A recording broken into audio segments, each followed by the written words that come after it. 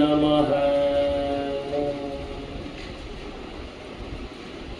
அருட்பெருஞ்சோதி அருட்பெருஞ்சோதி தனி பெரும் கருணை அருட்பெருஞ்சோதி.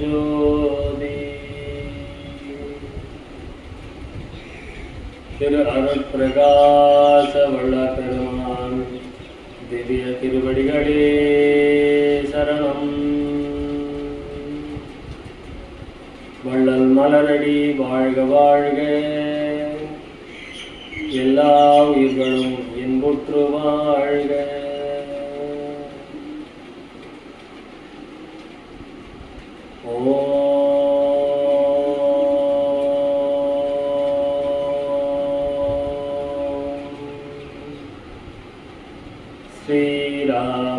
ஸ்ரீராமலிங்காய நமः.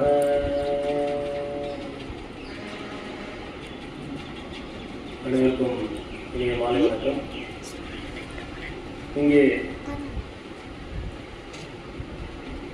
431 ஐயா, 490வது சொற்பொழிவு நிகழ்ச்சி. இப்போ 490 மாதம், 490 மாதம் ஒரு அற்புதமான நிகழ்வு. இங்கே திண்டிவனம் சன்மார்க்க சங்கத்திலே இப்போ 490 மாதம் அப்படின்னா எத்தனை வருஷம் கணக்கு பண்ணிக்கோங்க. 40 வருடத்தை தாண்டி இங்கே இந்த நிகழ்வு நடைபெற்றுக் கொண்டு வருகிறது. இதில் இன்று வள்ளலார் வாக்கில் பேரின்ப சித்தி பெருவாழ்வு என்கின்ற ஒரு தலைப்பு. அது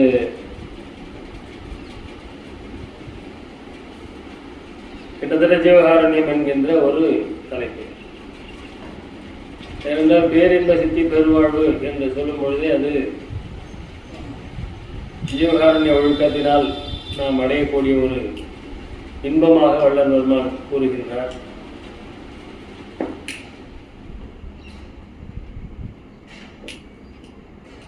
அந்த அடிப்படையிலே இன்று இந்த ஜீவகாருண்யத்தை பற்றி, அதனால் நாம் அடையும் லாபமாகிய இந்த பேரின்ப சித்தி பெருவாழ்வு பற்றி சற்று சிந்திக்கலாம். அதுவும் இந்த மாதம் மே மாதம் 23ஆம் தேதி தான் வள்ளல் பெருமான் தர்மசாலையை தொடங்கிய ஒரு அற்புதமான மாதம் இது. கருணை மாதம் என்று இதை நாம் சொல்லலாம். 1867 வள்ளல் பெருமான் தர்மசாலையை அடிக்கல் நாட்டியும் அதே நாளில் அதே நேரத்தில் அன்னதானத்தையும் தொடங்கி வைத்த ஒரு பெருமை வள்ளல் பெருமானுக்கு மாத்திரமே உண்டு. இப்போ நம்மளாம் இப்பெல்லாம் பாருங்க, அடிக்கல் நாட்டுறது ஒரு நாள் இருக்கும், தொடக்கம் அதுக்கப்புறம் ஒரு 6 மாதம் 1 வருஷம் கழிச்சிருக்கும்.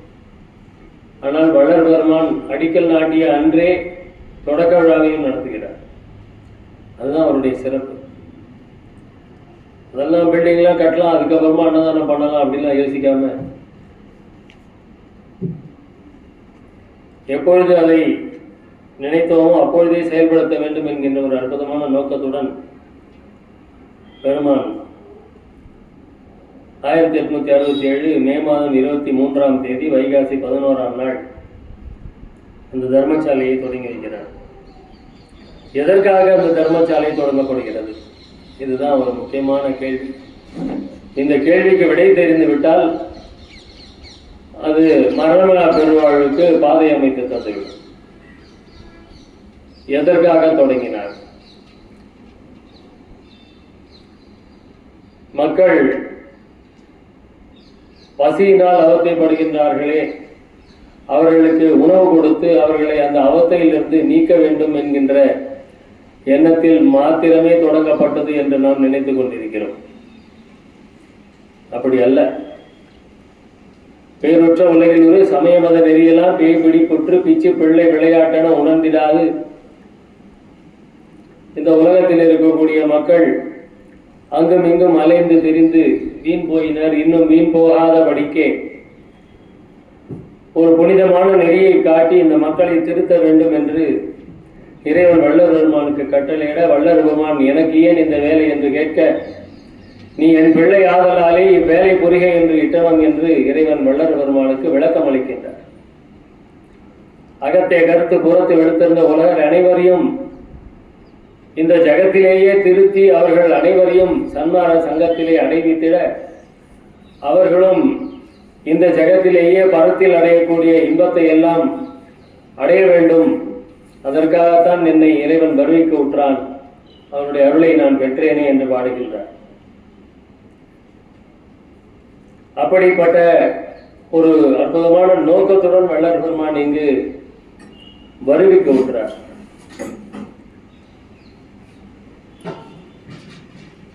அப்பொழுது இந்த தர்மசாலை எதற்காக துவங்கப்பட்டது? அன்னதானம் செய்வதற்காக மட்டும்தானா? பசியாற்றுவித்தல் என்பதற்காக மட்டும்தானா என்றால் இல்லை.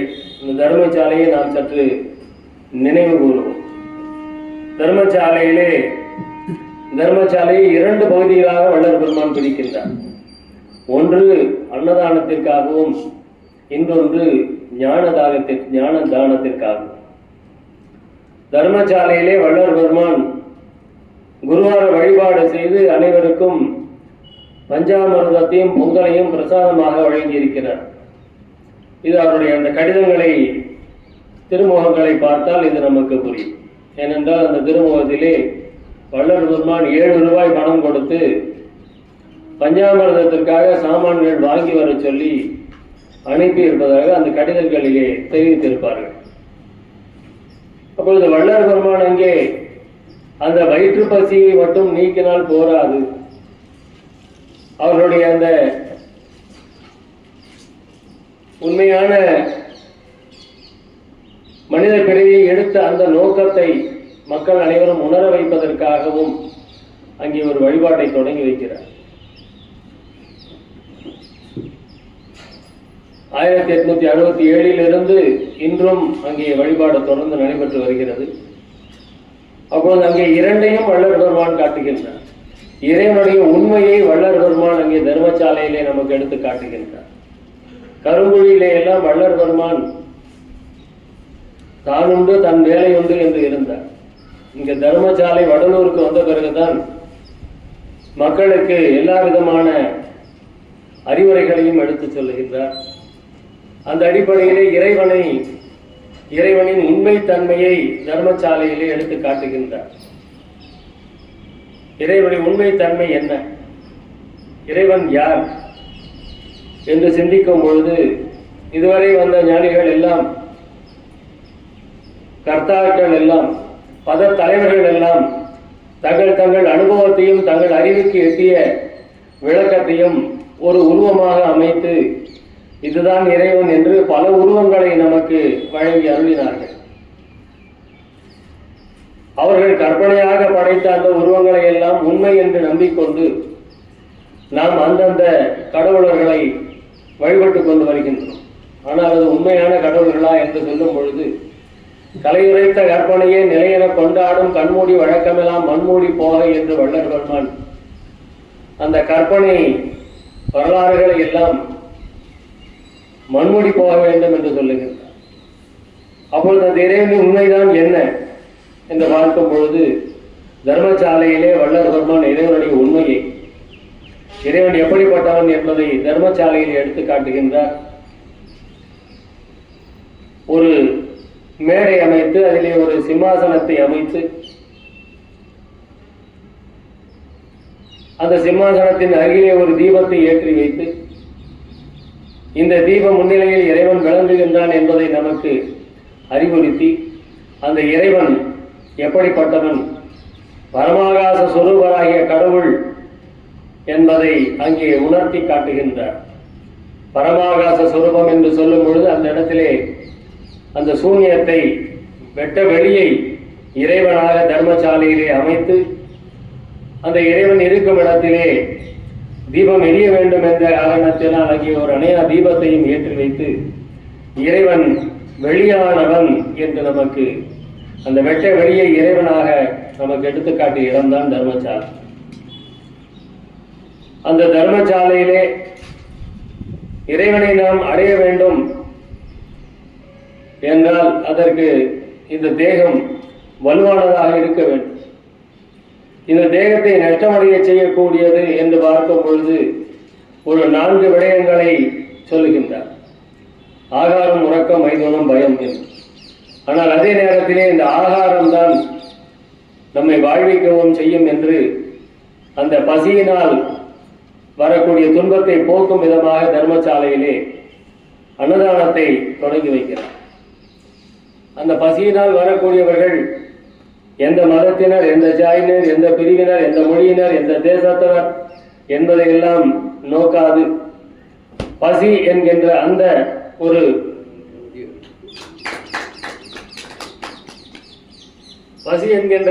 அவத்தையை நீக்க வேண்டும் என்பதற்காக அங்கே தர்மசாலையை தொடங்கி, அதே நேரத்திலே வெறும் உணவு மட்டும் அறிந்துவிட்டு சென்றால் உண்மை உணர மாட்டார்கள். முதலில் உணவறிந்துவிட்டு வாருங்கள், இங்கே விளக்கம் தரப்படுகிறது என்று இறை உண்மையை விளக்கும் விதமாக தர்மசாலையை வள்ளல் பெருமான் அமைத்தார்கள்.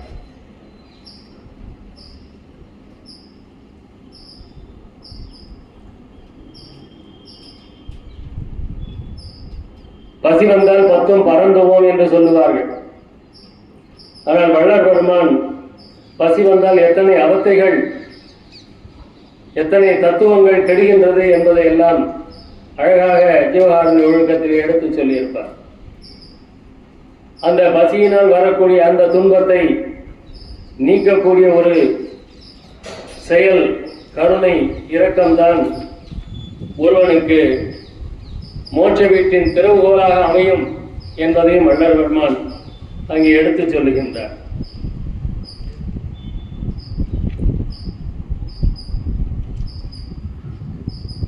அந்த பசி வரும் பொழுது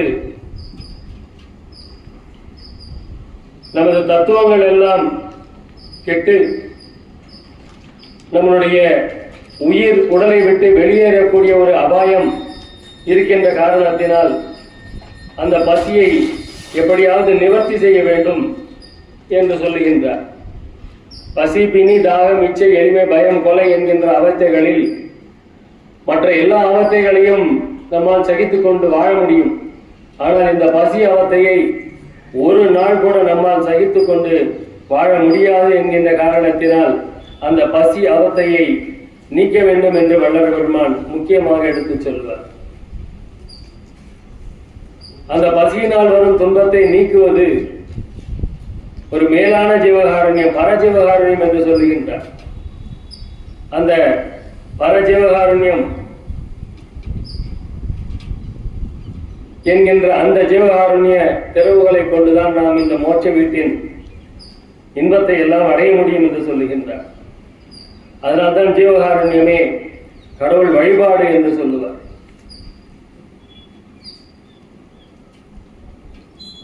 இந்த பசித்தவர்களுக்கு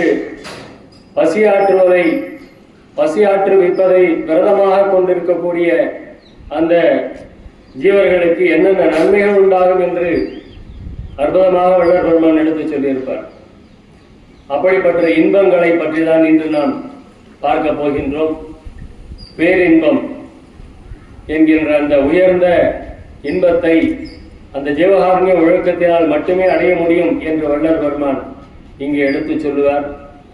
அந்த இன்பங்கள் எல்லாம் எப்படிப்பட்டது என்று பார்க்கும் பொழுது இந்திரிய இன்பம், கருணை இன்பம், உலக இன்பம், உயிரின்பம், ஆன்ம இன்பம், அறிவின்பம், பேரின்பம், முக்தி இன்பம், மெய்ப்பொருள் இன்பம், நித்திய இன்பம், போக நாட்டு அரசின்பம், இயற்கை தனி இன்பம் என்று 12 வகையாக வள்ளல் பெருமான் இந்த இன்பங்களை எல்லாம் நமக்கு எடுத்து சொல்வார்.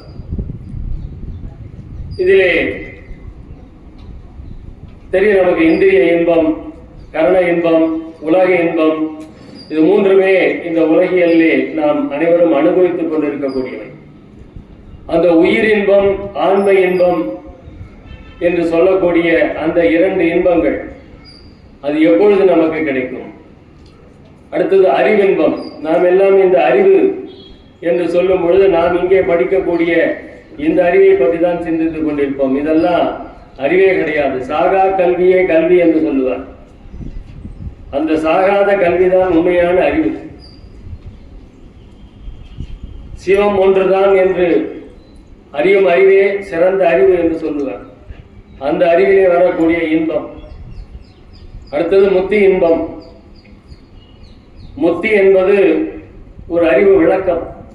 முத்தி என்பது நிலை முன்னொரு சாதனம். சித்தி என்பது நிலை சேர்ந்த அனுபவம் என்று சொல்லுவார். முத்தி இன்பம் என்பது நாம் அடையக்கூடிய அந்த சித்தி இன்பத்திற்கு முன்னே வரக்கூடிய ஒரு இன்பம். மெய்ப்பொருள் இன்பம் என்று ஒரு வகை இன்பத்தை சொல்லுகின்றார். மெய்ப்பொருள் என்றால் உண்மை பொருள், நிலையான பொருள் என்ற பொருள். நிலையானது என்று சொல்லும் பொழுது கண்டதெல்லாம் அனித்தியமே, கேட்டதெல்லாம் பழுதே, கற்றதெல்லாம் பொய்யே, கழித்ததெல்லாம் வீணே, உண்டதெல்லாம் மலமே, உட்கொண்டதெல்லாம் குறை என்று ஞானசரியிலே பாடுவார். கண்டதெல்லாம் அனித்தியம்தான். நித்தியம் என்பது என்ன? அழியாத பொருள் என்று ஏதாவது ஒன்று இருக்கின்றதா என்றால் சிவம்தான் அழியாத பொருள் என்று சொல்லுவார்.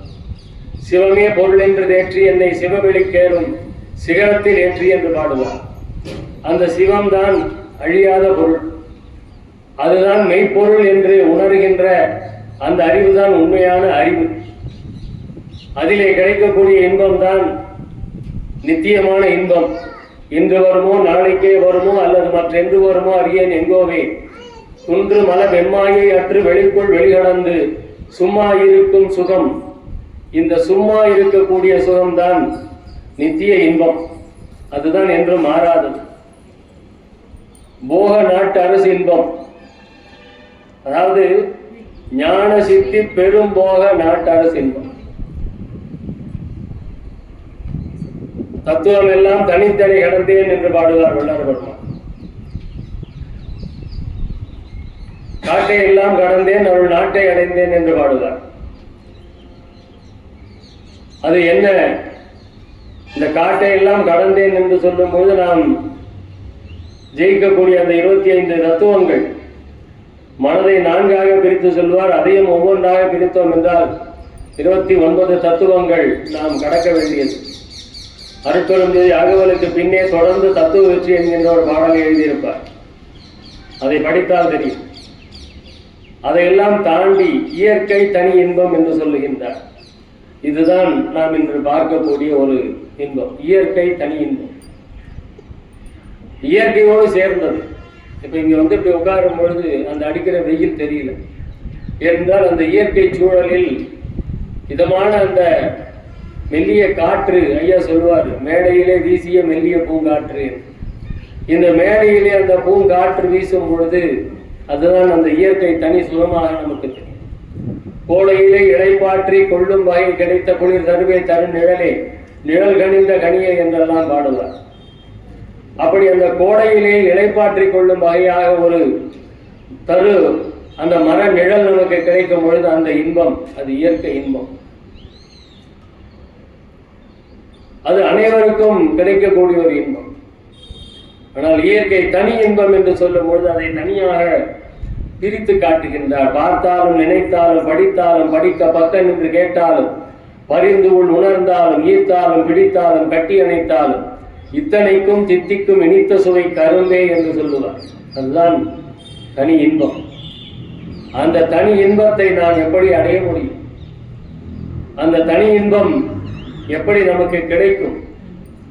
இடம்பெறும் இந்திரிய இன்பம், கரண இன்பம், உலக இன்பம், உயிரின்பம் முதல் எய்தும் இன்பமாகி தடம்பெறும் ஓர் ஆன்ம இன்பம், தனித்த அறிவின்பம், சத்திய பேரின்பம், முத்தி இன்பமுமாய் அதன் மேல் நடம்பெறு மெய்ப்பொருள் இன்பம், நித்திய இன்பம், ஞான சித்தி பெரும் போக நாட்டரசு இன்பமுமாய் திடம்பெற ஓங்கிய இயற்கை தனி இன்பமயமாய் திருச்சிற்றம்பலம் தனிலே தெய்வம் ஒன்றே கண்டீர் என்று பாடுகின்றார்.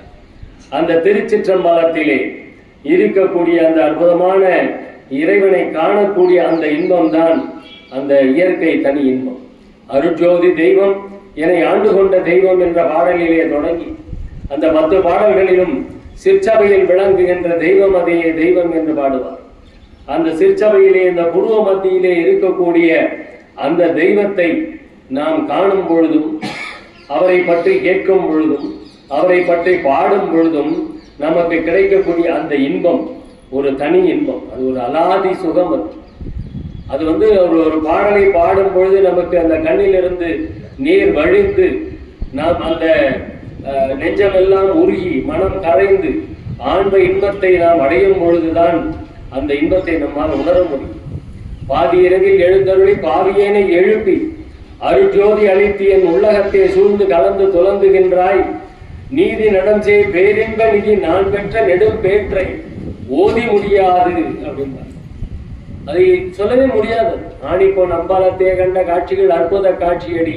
அதுல கடைசி வரையில சொல்வார், அங்கே நான் கண்டது, நான் அனுபவித்தது எனக்கு என்ன தெரியும், சாமி அறிவார் அப்படின்னுவார். அது ஏனென்றால் அங்கே நம்முடைய எந்த புலன்களும் வேலை செய்யாது. அப்படிப்பட்ட ஒரு நிலையிலே நாம் கடக்கும் பொழுது அதை சாமி அறிவார் என்று சொல்லுவார். அது மாதிரி இந்த ஒரு பெரும் பேற்றை ஓதி முடியாது என்போல் இவ்வுலகம் பெறுதல் வேண்டுவனே என்று பார்த்தார். என்போல் இவ்வுலகம் பெறுதல் வேண்டுவன். இதுதான் வள்ளல் பெருமான் அடைந்த அந்த பேரின்ப பெருவாழ். என்னை போல யான் பெற்ற இன்பம் இவ்வுலகம் பெற வேண்டும்.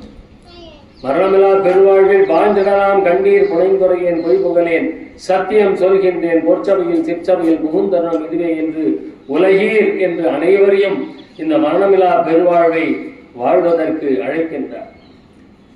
உள்ளபடி உள்ளதுவாய் உலகமெல்லாம் புகழும் ஒரு சிறிதும் தடையில்லதாய் ஒளியதுவே மயமாய் வெள்ள வெளி நடுவுடையாய் இயற்கையிலே விளங்கும் வேதமொழி இலக்கிய மேடையிலே அமர்ந்த வள்ளல் மலர் அடி சிவப்ப வந்து எனது கருத்தின் வண்ணமெல்லாம் உவந்தளித்து வயங்கிய பேரின்பம் கொள்ளை கொள கொடுத்ததுதான் போதாதோ. வள்ளல் பெருமானுக்கு இறைவன் அப்படி ஒரு இன்பத்தை கொள்ளை கொள்ளையாக கொடுக்கின்றார். பேரின்பம் கொள்ளை கொள கொடுத்ததுதான் போதாதோ அரசே, கொடும் புலையேன் குடிசையிலும் குலவின் நுழைந்தனை. என்னுடைய இந்த உடலிலும் கலந்து என் உள்ளத்திலே அமர்ந்து இருக்கின்றாயே, எனக்கு அந்த இன்பத்தை கொடுத்தது மட்டும் போதாதா, அதையும் கடந்து இப்படி ஒரு நிலையிலே என்னுடன் சேர்ந்து இருக்கின்றாயே என்று புகழ்ந்து பாடுவார். யோக மெய்ஞானம் பலித்த போது உளத்தின் ஓங்கிய காட்சியே என்போம். திருக்கதவும் திறவாயோ திரையிலெல்லாம் தவிர்த்தே திருவருளாம் பெருஞ்சோதி திருவுரு காட்டாயோ என்று பாடுவார். அந்த இறைவனை காணும் பெரும் பேரு. யோக மெய்ஞானம் பலித்த போது உளத்தில் ஓங்கிய காட்சியே என்போ என்று பாடுகின்றார். ஏக மெய்ஞான யோகத்தில் கிடைத்த உள் இசைந்த பேரின்பமே என்போம். அந்த உள்ளத்திலே இறைவனை காணுகின்ற அந்த காட்சியின் போது ஏற்படுகின்ற அந்த பேரின்பம், அதுதான் பேரின்பமோ, அதுதான் எல்லையோ. சாதலை தவிர்த்து என் தன்னை வாழ்விக்க சார்ந்த சர்க்குணிமணி என்போம். மரணத்தை தவிர்த்து என்னை இப்படி ஒரு பேரின்ப பெரும் சித்தி வாழ்வை வாழ வைக்க வாழ்விலே என்னை வாழ்வித்த வள்ளலே என்று சர்க்குணமணியே என்று பாடுகின்றார். மாகமும் புவியும் வாழ்வுற மணிமா மன்றிலே நடிக்கின்றோய் நினையே என்று பாடுகின்றார். பொதுவாகி பொதுவில் நடம் புரிகின்ற பேரின்ப பொருள்தான் யாதோ. அந்த பேரின்ப பொருள் என்ன என்று ஒரு கேள்வியாக கேட்டு, அது நானும் நான் அதுவாய் அத்விதமாகின்றேன். அந்தோ அந்தோ அதுதான் நானாக வேண்டும், நான் தான் அதுவாக வேண்டும், அத்விதமாக நான் மாற வேண்டும் என்று பாடுகின்றார். நான் அதுவாய் அது நானாய் கடவுள் மயமறிந்து அமயமாதல் என்கின்ற ஒரு அற்புதமான நிலையை அடைந்தவர் வள்ளல் பெருமான். நான் அதுவாய் அது நானாய். என் மார்க்கம் இறப்பொழிக்கும் சன்மார்க்கம் என்று முழங்கியவர் வள்ளல் பெருமான். அந்த இறப்பொழிக்கக்கூடிய சன்மார்க்கத்திலே இங்கே நாம் பயணித்துக் கொண்டிருக்கின்றோம். இந்த பயணத்தின் வெற்றி என்பது மரணமில்லா பெருவாழ்வுதான். இது நான் இவ்வளவு பாட்டு எழுதினேன், இவ்வளவு புக்கு எழுதினேன், மாசம் வடலூருக்கு பூசத்துக்கு போயிட்டு வந்தேன், நான் ஒரு 1000 சொற்பொழிவு பண்ணிட்டு வந்திருக்கிறேன், இதெல்லாம் இல்லை. வள்ளல் பெருமான் காட்டிய அந்த ஏம சித்தி சாகா கல்வி தத்துவ நிகிரகம் கடவுள் நிலை அறிந்து அம்மைய மாதம், இதுதான் வள்ளல் பெருமான் நம்ம கிட்ட படிநிலை. ஏம சித்தி இந்த தேகத்தை ஒரு சத்து பொருளாக மாற்ற வேண்டும். ஏம சித்தி என்று அந்த இடத்திலே வள்ளல் பெருமான் அந்த இந்திரிய ஒழுக்கத்தை அதிலே கொண்டு வந்து வைக்கின்றார். நாமெல்லாம் இந்த ஒழுக்கங்களை எல்லாம் மறந்துட்டோம். அந்த இந்திரிய ஒழுக்கத்தை அங்கே நமக்கு எடுத்து காட்டி இந்த இந்திரிய ஒழுக்கத்தை முழுவதுமாக கடைபிடித்தோம் என்றால் நம்மளுடைய தேகம் பொன்னாக மாறும் என்று சொல்லி ஏம சித்தி அடைய முடியும்.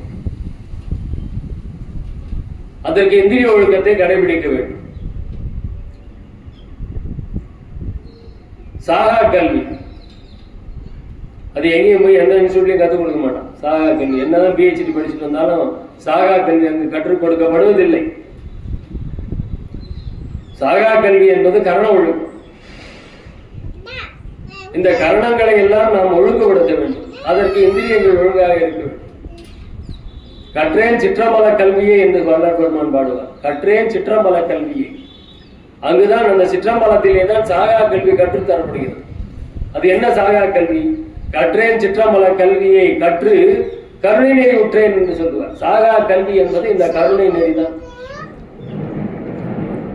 எங்கே கருணை இயற்கையில் உள்ளதோ அங்கே விளங்கி எங்கெங்கிருந்துயிர் ஏதேது வேண்டினும் அங்கங்கிருந்தருள் என்று பாடு. இந்த கருணை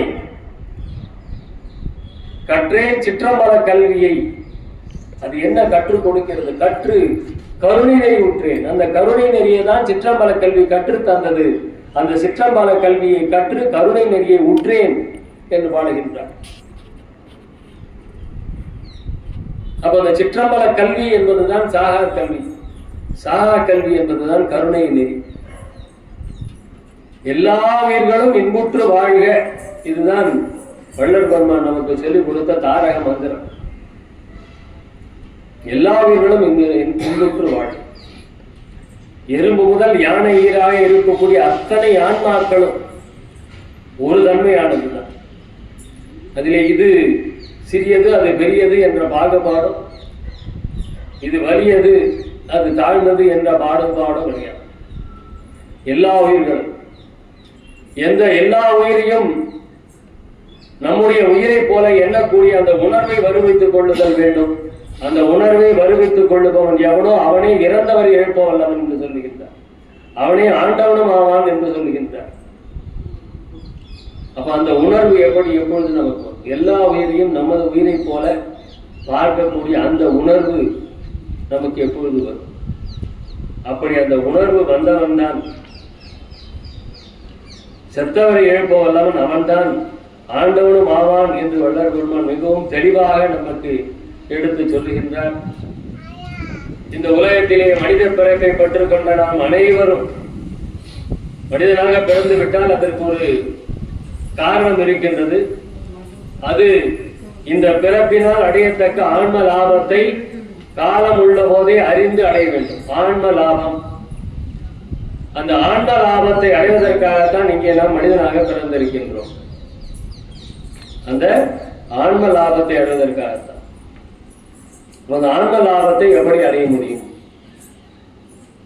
ஆன்ம லாபத்தை எப்படி அடைய முடியும்? ரொம்ப தெளிவா வள்ளல் பெருமான் இது 7 பிரிவுகளாக எழுதப்பட்டது என்று சொல்வார்கள். ஆனால் நமக்கு கிடைத்திருப்பது 3 பிரிவுகள். அதில் 3வது பிரிவும் கிட்டத்தட்ட சொல்லிய வார்த்தைகள் தான் அதிலும் அடங்கியது. 2 பிரிவுகளிலும் என்னென்ன சொல்லப்பட்டிருக்கிறதோ அதுதான் 3வது பிரிவிலும் இருக்கும். அந்த ஆன்ம லாபம் எது என்று அறிய வேண்டும். எல்லா அண்டங்களையும் எல்லா பௌனங்களையும் எல்லா பயன்களையும் தமது பூரண இயற்கை விளக்கமாகி அருள் சக்தியால் தோன்றி விளங்க விளக்கம் செய்திருக்கின்ற இயற்கை உண்மை வடிவினராகிய கடவுளின் பூரண இயற்கை இன்பத்தை பெற்று கடவுளின் பூரண இயற்கை இன்பத்தை பெற்றுகிறார். அப்ப அந்த கடவுளின் பூரண இயற்கை இன்பம்னா என்ன? அவருடைய அருள். கடவுளுடைய அந்த அருளை பெற்று எக்காலத்தும் எவ்விடத்தும் எவ்விதத்தும் எவ்வளவும் தடைபடாமல் வாழ்கின்ற ஒப்பற்ற பெரிய வாழ்வே இந்த மனித பிறப்பினால் அடையத்தக்க ஆன்ம லாபம். எக்காலத்தும் எவ்விடத்தும் எவ்விதத்தும் எவ்வளவும் தடைபடாமல் வாழ்கின்ற பெரிய வாழ்வு. நமக்கு எவ்வளவு காலம் வாழ முடியும் மனுஷன்? அதிகபட்சம் 120 வருஷம். எழுத்துல எழுதுனது அவ்வளவுதான். ஆனால் எழுதுனது நடைமுறையில் இன்னும் வரல. 60 தாண்டதே கஷ்டமாக இருக்குது இப்போல்லாம் இல்லையா? 80 தாண்டிட்டா பெரிய கொண்டாட்டம் தான். யாராவது இறந்து போயிட்டாங்கன்னா எவ்வளோ வயசு ஆகுதுன்னு கேட்போம். ஒரு 85 வயசு ஆயிடுச்சா அப்படின்னா என்ன, பரவாயில்ல செத்து போகிற வயசு தான் அப்படிதான் நம்ம நினச்சிக்கணும் இல்லையா? 85 வயசு ஆயிடுச்சு.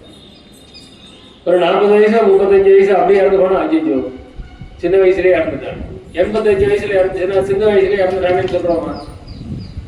ஒருத்தர் 85 வயசு 90 வயசுல இறந்து போறாருன்னா என்னப்பா சின்ன வயசுல இறந்துட்டாரே அப்படின்னு சொல்றோமா? ஏன் சொல்றது இல்லை? அதிகமா வாழ்ந்த ஆட்களை நம்ம பார்க்கறது இல்லை. அதிகமான ஆட்கள் 120 வருஷம் வாழக்கூடிய நம்பிக்கை யாருக்காவது இருக்கா? 120 வருஷம் 100 வயசை தாண்டி வாழணும்னு நம்பிக்கை இருக்கா? நம்பிக்கை கிடையாது. அதனால தான் சதாபிஷேகத்தை எப்போ பண்றாங்க? சதாபிஷேகம் எப்போ பண்ணணும்? 100 வயசு ஆனப்போ தான் பண்ணணும். சதம் என்றால் 100. ஸோ சதாபிஷேகம் என்பது 100 வயசுல கொண்டாட வேண்டிய ஒரு விசேஷம். அது எப்போ பண்ணுறோம்? 80லேயே பண்ணிடுறோம். ஏன் 100 வயசு வரைக்கும் இருக்க முடியும்னு நம்பிக்கை இல்லை. அதனால 80லேயே பண்ணிடுறோம். அதை மக்களும் ஏற்றுக்கிட்டாங்க, உலகமே ஏற்றுக்கிச்சு. அப்போ வள்ளல் நீங்க சொல்றாரு, எக்காலத்தும் எவ்விடத்தும் எவ்விதத்தும் எவ்வளவும் தடைபடாமல் வாழ்கின்ற ஒப்பற்ற பெரிய வாழ்வே இந்த மனித பிறவினால் அடையத்தக்க ஆன்மலாம். நமக்கெல்லாம் உசிர் இருக்குது இல்லையா? உயிர் இருக்குதா இல்லையா? கொஞ்சம் அப்படியே மந்தமா போயிடுச்சு இல்ல, எல்லாருக்கும் தூக்கம் வந்துருச்சு. உயிர் இருக்குதானே? அந்த உயிர் எங்க இருக்கு தெரியுமா? நம்ம உயிர் நம்ம உடம்புல எங்க இருக்குன்னு நமக்கு தெரியுமா? தெரியல.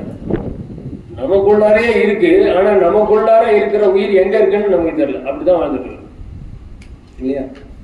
அப்ப எக்காலத்தும் எவ்விடத்தும் எவ்விதத்தும் எவ்வளவும் தடைபடாமல் எப்படி வாழறது? நம்ம அந்த உசிறு எங்க இருக்குன்னு தெரிஞ்சாலும் அதை கொஞ்சம் எங்கேயும் போக விடாம பிடிச்சிக்கலாம்.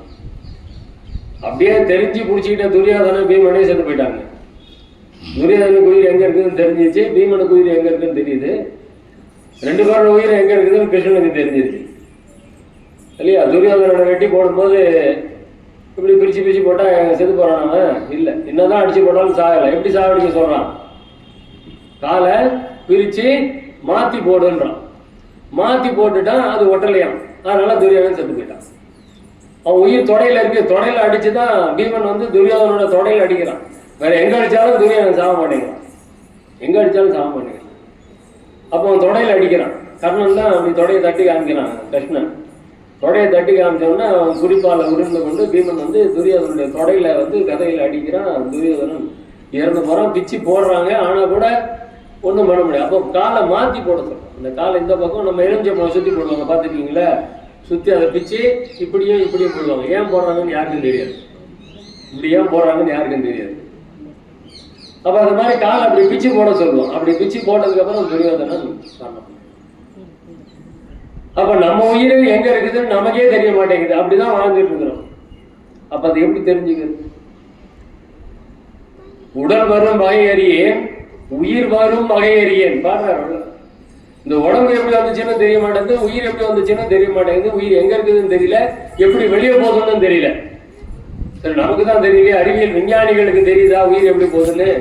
இதுவரைக்கும் கண்டுபிடிக்கல. உயிர் எப்படி வெளியே போகுது அப்படின்னு இதுவரைக்கும் யாராலையும் கண்டுபிடிக்க முடியாத ஒரு பெரிய விசித்திரம் அங்க. அப்ப இந்த ஆன்மா, நம்ம உடம்புல இருக்கக்கூடிய அந்த ஆன்மாக்கு ஏதாவது ஒரு பிரயோஜனத்தை கொடுக்கும். அதுதான் இந்த மனித பிறவியிலே நாம் செய்ய வேண்டிய ஒரு காரியம்.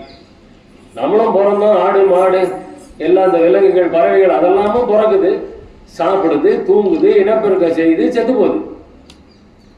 அப்ப நாமளும் அதே மாதிரி பிறக்கிறோம், வாழறோம், சாப்பிட்றோம், தூங்குறோம், இனப்பெருக்கம் செய்யறோம், செத்து போயிடுறோம். அப்ப என்ன வித்தியாசம்? அதுக்கு நமக்கும் அதுக்கு 5 அறிவுங்கிறோம், 4 அறிவு, 3 அறிவு, 1 அறிவு அப்படிங்கிறோம். நமக்கு தான் 6 அறிவுங்கிறோம். என்ன 6 அறிவு? 6வது அறிவு என்ன? 6வது அறிவு என்ன? பகுத்தறிவு. அது என்ன பகுத்தறிவுன்னா என்ன? பகுத்தறிதல்னா என்ன அர்த்தம்? நல்லது கெட்டது பகுத்தறியறதா? பகுத்தறிவு நாய், பூனை, நாய், மாடெல்லாம் நல்லது கெட்டது தெரிஞ்சுக்கிறது இல்லையா? தெரியுது.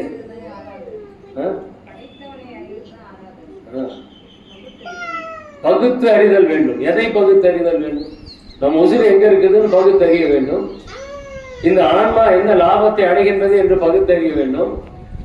வள்ளல் ரொம்ப அழகா சொல்லுவார். இந்த பகுத்தறிவுக்கு விளக்கம் பேருபதேசம் ஆரம்பிக்கும் போது சொல்றார், நம்முடைய நிலை என்ன, நம்மை அதிர்ச்சிக்கின்ற தெய்வத்தின் நிலை என்ன, இது ஆராய்ச்சி பண்ணணும். இதுதான் பகுத்தறிதல். பகுத்து அறிதல் என்றால் நம்முடைய நிலையை நாம் பகுத்தறிய வேண்டும். நம்மை அதிர்ச்சிக்கின்ற, நம்மை படைத்த, காத்து அந்த ஐந்தொழில் செய்யக்கூடிய அந்த இறைவனுடைய நிலை என்ன என்று அறிய வேண்டும். அதுதான் ஆறாவது அறிவு. அதை அறியாம நம்ம என்ன பண்ணிட்டு இருக்கிறோம், மற்ற 5 அறிவுக்கு உள்ளது என்ன செய்யுதோ அதுதான் செஞ்சுட்டு இருக்கோம். அதுதான் இங்க ஜீவகாருண்ய ஒழுக்கத்திலையும் ஆரம்பிக்கும் போது அதுதான் சொல்றாங்க. இந்த மனித பிறவியாக பிறந்த நாம் இந்த 6வது அறிவை பயன்படுத்தி கொண்டு இந்த ஆன்மாவினுடைய அந்த பிரயோஜனத்தை, லாபத்தை நாம் தெரிந்து கொள்ள வேண்டும். அது என்ன லாபம் என்றால், எதனாலும் தடைபடாத பேரின்ப பெருவாழ்வு வாழ வேண்டும். ஆரம்பிக்கும் போது அது முடிந்த முடிவை முதலாக சொல்லுவார். முடிந்த முடிவை முதலாக சொல்லுவார்.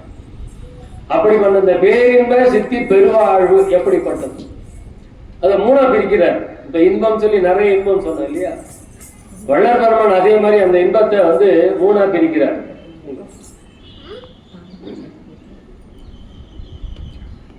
இம்மை இன்பம், மறுமை இன்பம், பேரின்பம்னு பிரிக்கிறார். இம்மை இன்பம், மறுமை இன்பம், பேரின்பம்னு பிரிக்கிறார்.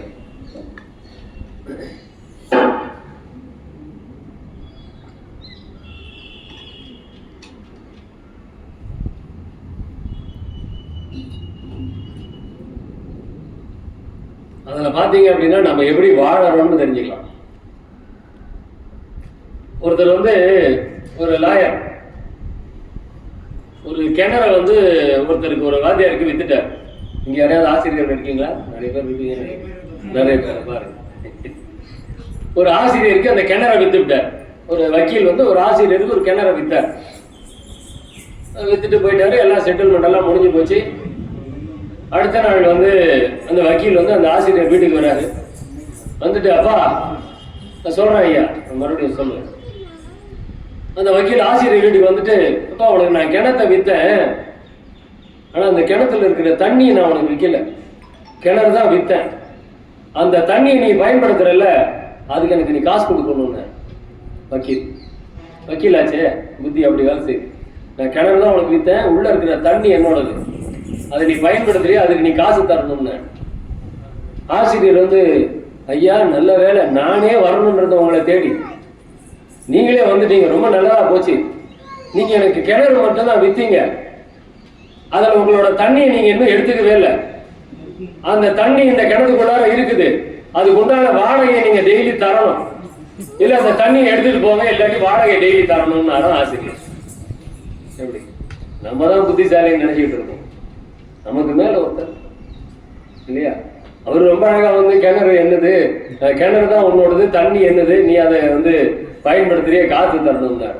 இவரு ஆமா ஆமா கிணறு என்னது, தண்ணி ஒண்ணுதுதான், ஆனா என் கிணத்துல உன் தண்ணி இருக்குது, நீ அதுக்கு வாடகை கொடு மரியாதையான. நம்ம ஆசிரியர்கள்லாம் குறைச்சி இடம் போடவே கூடாது. ஆனா இந்த காலத்துல ஆசிரியர்களுக்கு மரியாதை யாரும் தரதில்லை. ரொம்ப வருத்தமான வேதனையான விஷயம். ஒரு 2 வாரம் முன்னாடி ஒரு ஆந்திரால ஒரு பள்ளி ஆசிரியை, அந்த பெண் பிள்ளை மொபைல் போன் வச்சுக்கிட்டு இருந்ததுன்னு சொல்லிட்டு அந்த போனை பிடுங்கி இருக்கிறாங்க.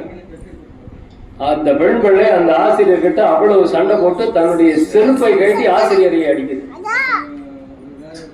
இப்படிப்பட்ட ஒரு நிகழ்வு அந்த வீடியோல அவ்வளோ இதா எப்படிப்பட்ட, அப்ப இப்ப இருக்கிற அந்த இளைஞர் சமுதாயம் எப்படி இருக்கின்றது, ரொம்ப மோசமான ஒரு நிலைப்பாடு. ஏன்னா ஆசிரியர்கள்லாம் பிள்ளைகளை கண்டிக்க கூடாது அப்படிங்கிற ஒரு கட்டுப்பாடு வந்ததுல இருந்து, அது ரொம்ப அழகா ஒருத்தர் விளையாட்டா சொல்லுவார்.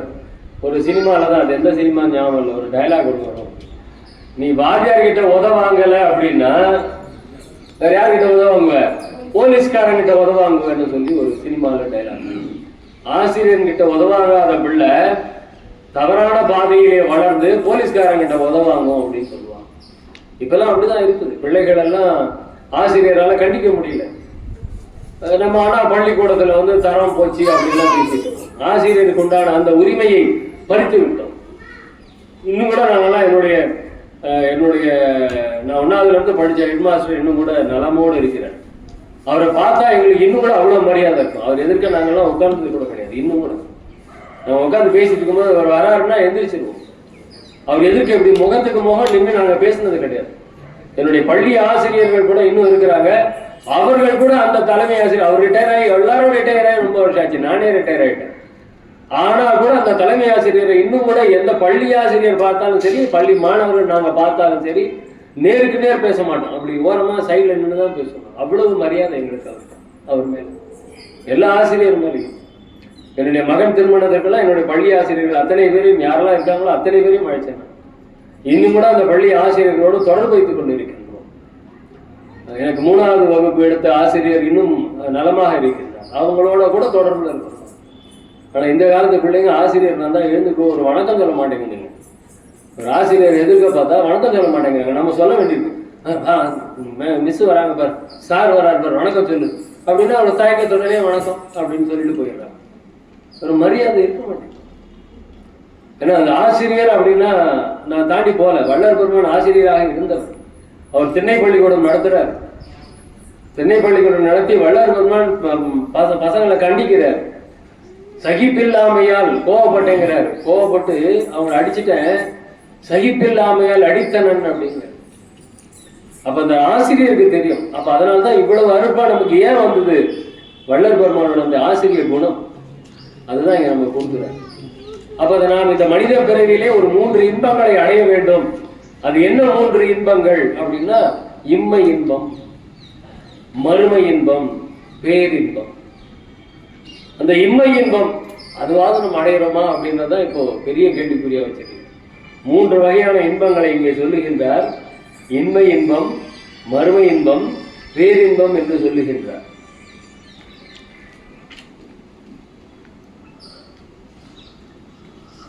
அந்த இம்மை இன்பம் அப்படின்னு சொல்லக்கூடியது, இம்மை இன்பம் என்று சொல்லக்கூடியது என்ன அப்படின்னா, சிறிய தேக கரணங்களை பெற்று சிறிய முயற்சியால் சிறிய விஷயங்களை சில நாள் அனுபவிக்கின்ற இன்பம் இம்மை இன்பம்.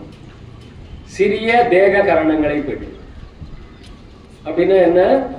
ஏதோ கொஞ்சம் ஆரோக்கியம், அவ்வளவுதான். சிறிய தேக கரணங்களை பெற்று சிறிய முயற்சியா, பெருசா ஒன்றும் முயற்சியெல்லாம் கிடையாது. நானும் வாழ்ந்தேன்னு வாழறது, அவ்வளவுதான்.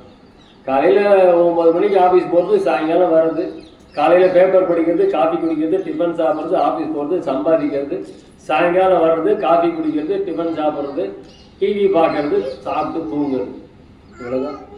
கல்யாணம் பண்ணோமா, பிள்ளைய பெற்றோமா, அதுங்களை படிக்க வச்சோமா, அதுங்களுக்கு கல்யாணம் பண்ணோமா, ரிட்டையர் ஆயிடுச்சுன்னா நிம்மதியா எங்கேயாவது உட்காந்து அக்கடான்னு வாழலாம், இவ்வளவுதான். இதுதான் சிறந்த வாழ்க்கையை நினைச்சிருக்கேன். இதுதான் ஐயா சொல்லக்கூடிய ஸ்டார்டிங் இன்மை இன்பம்.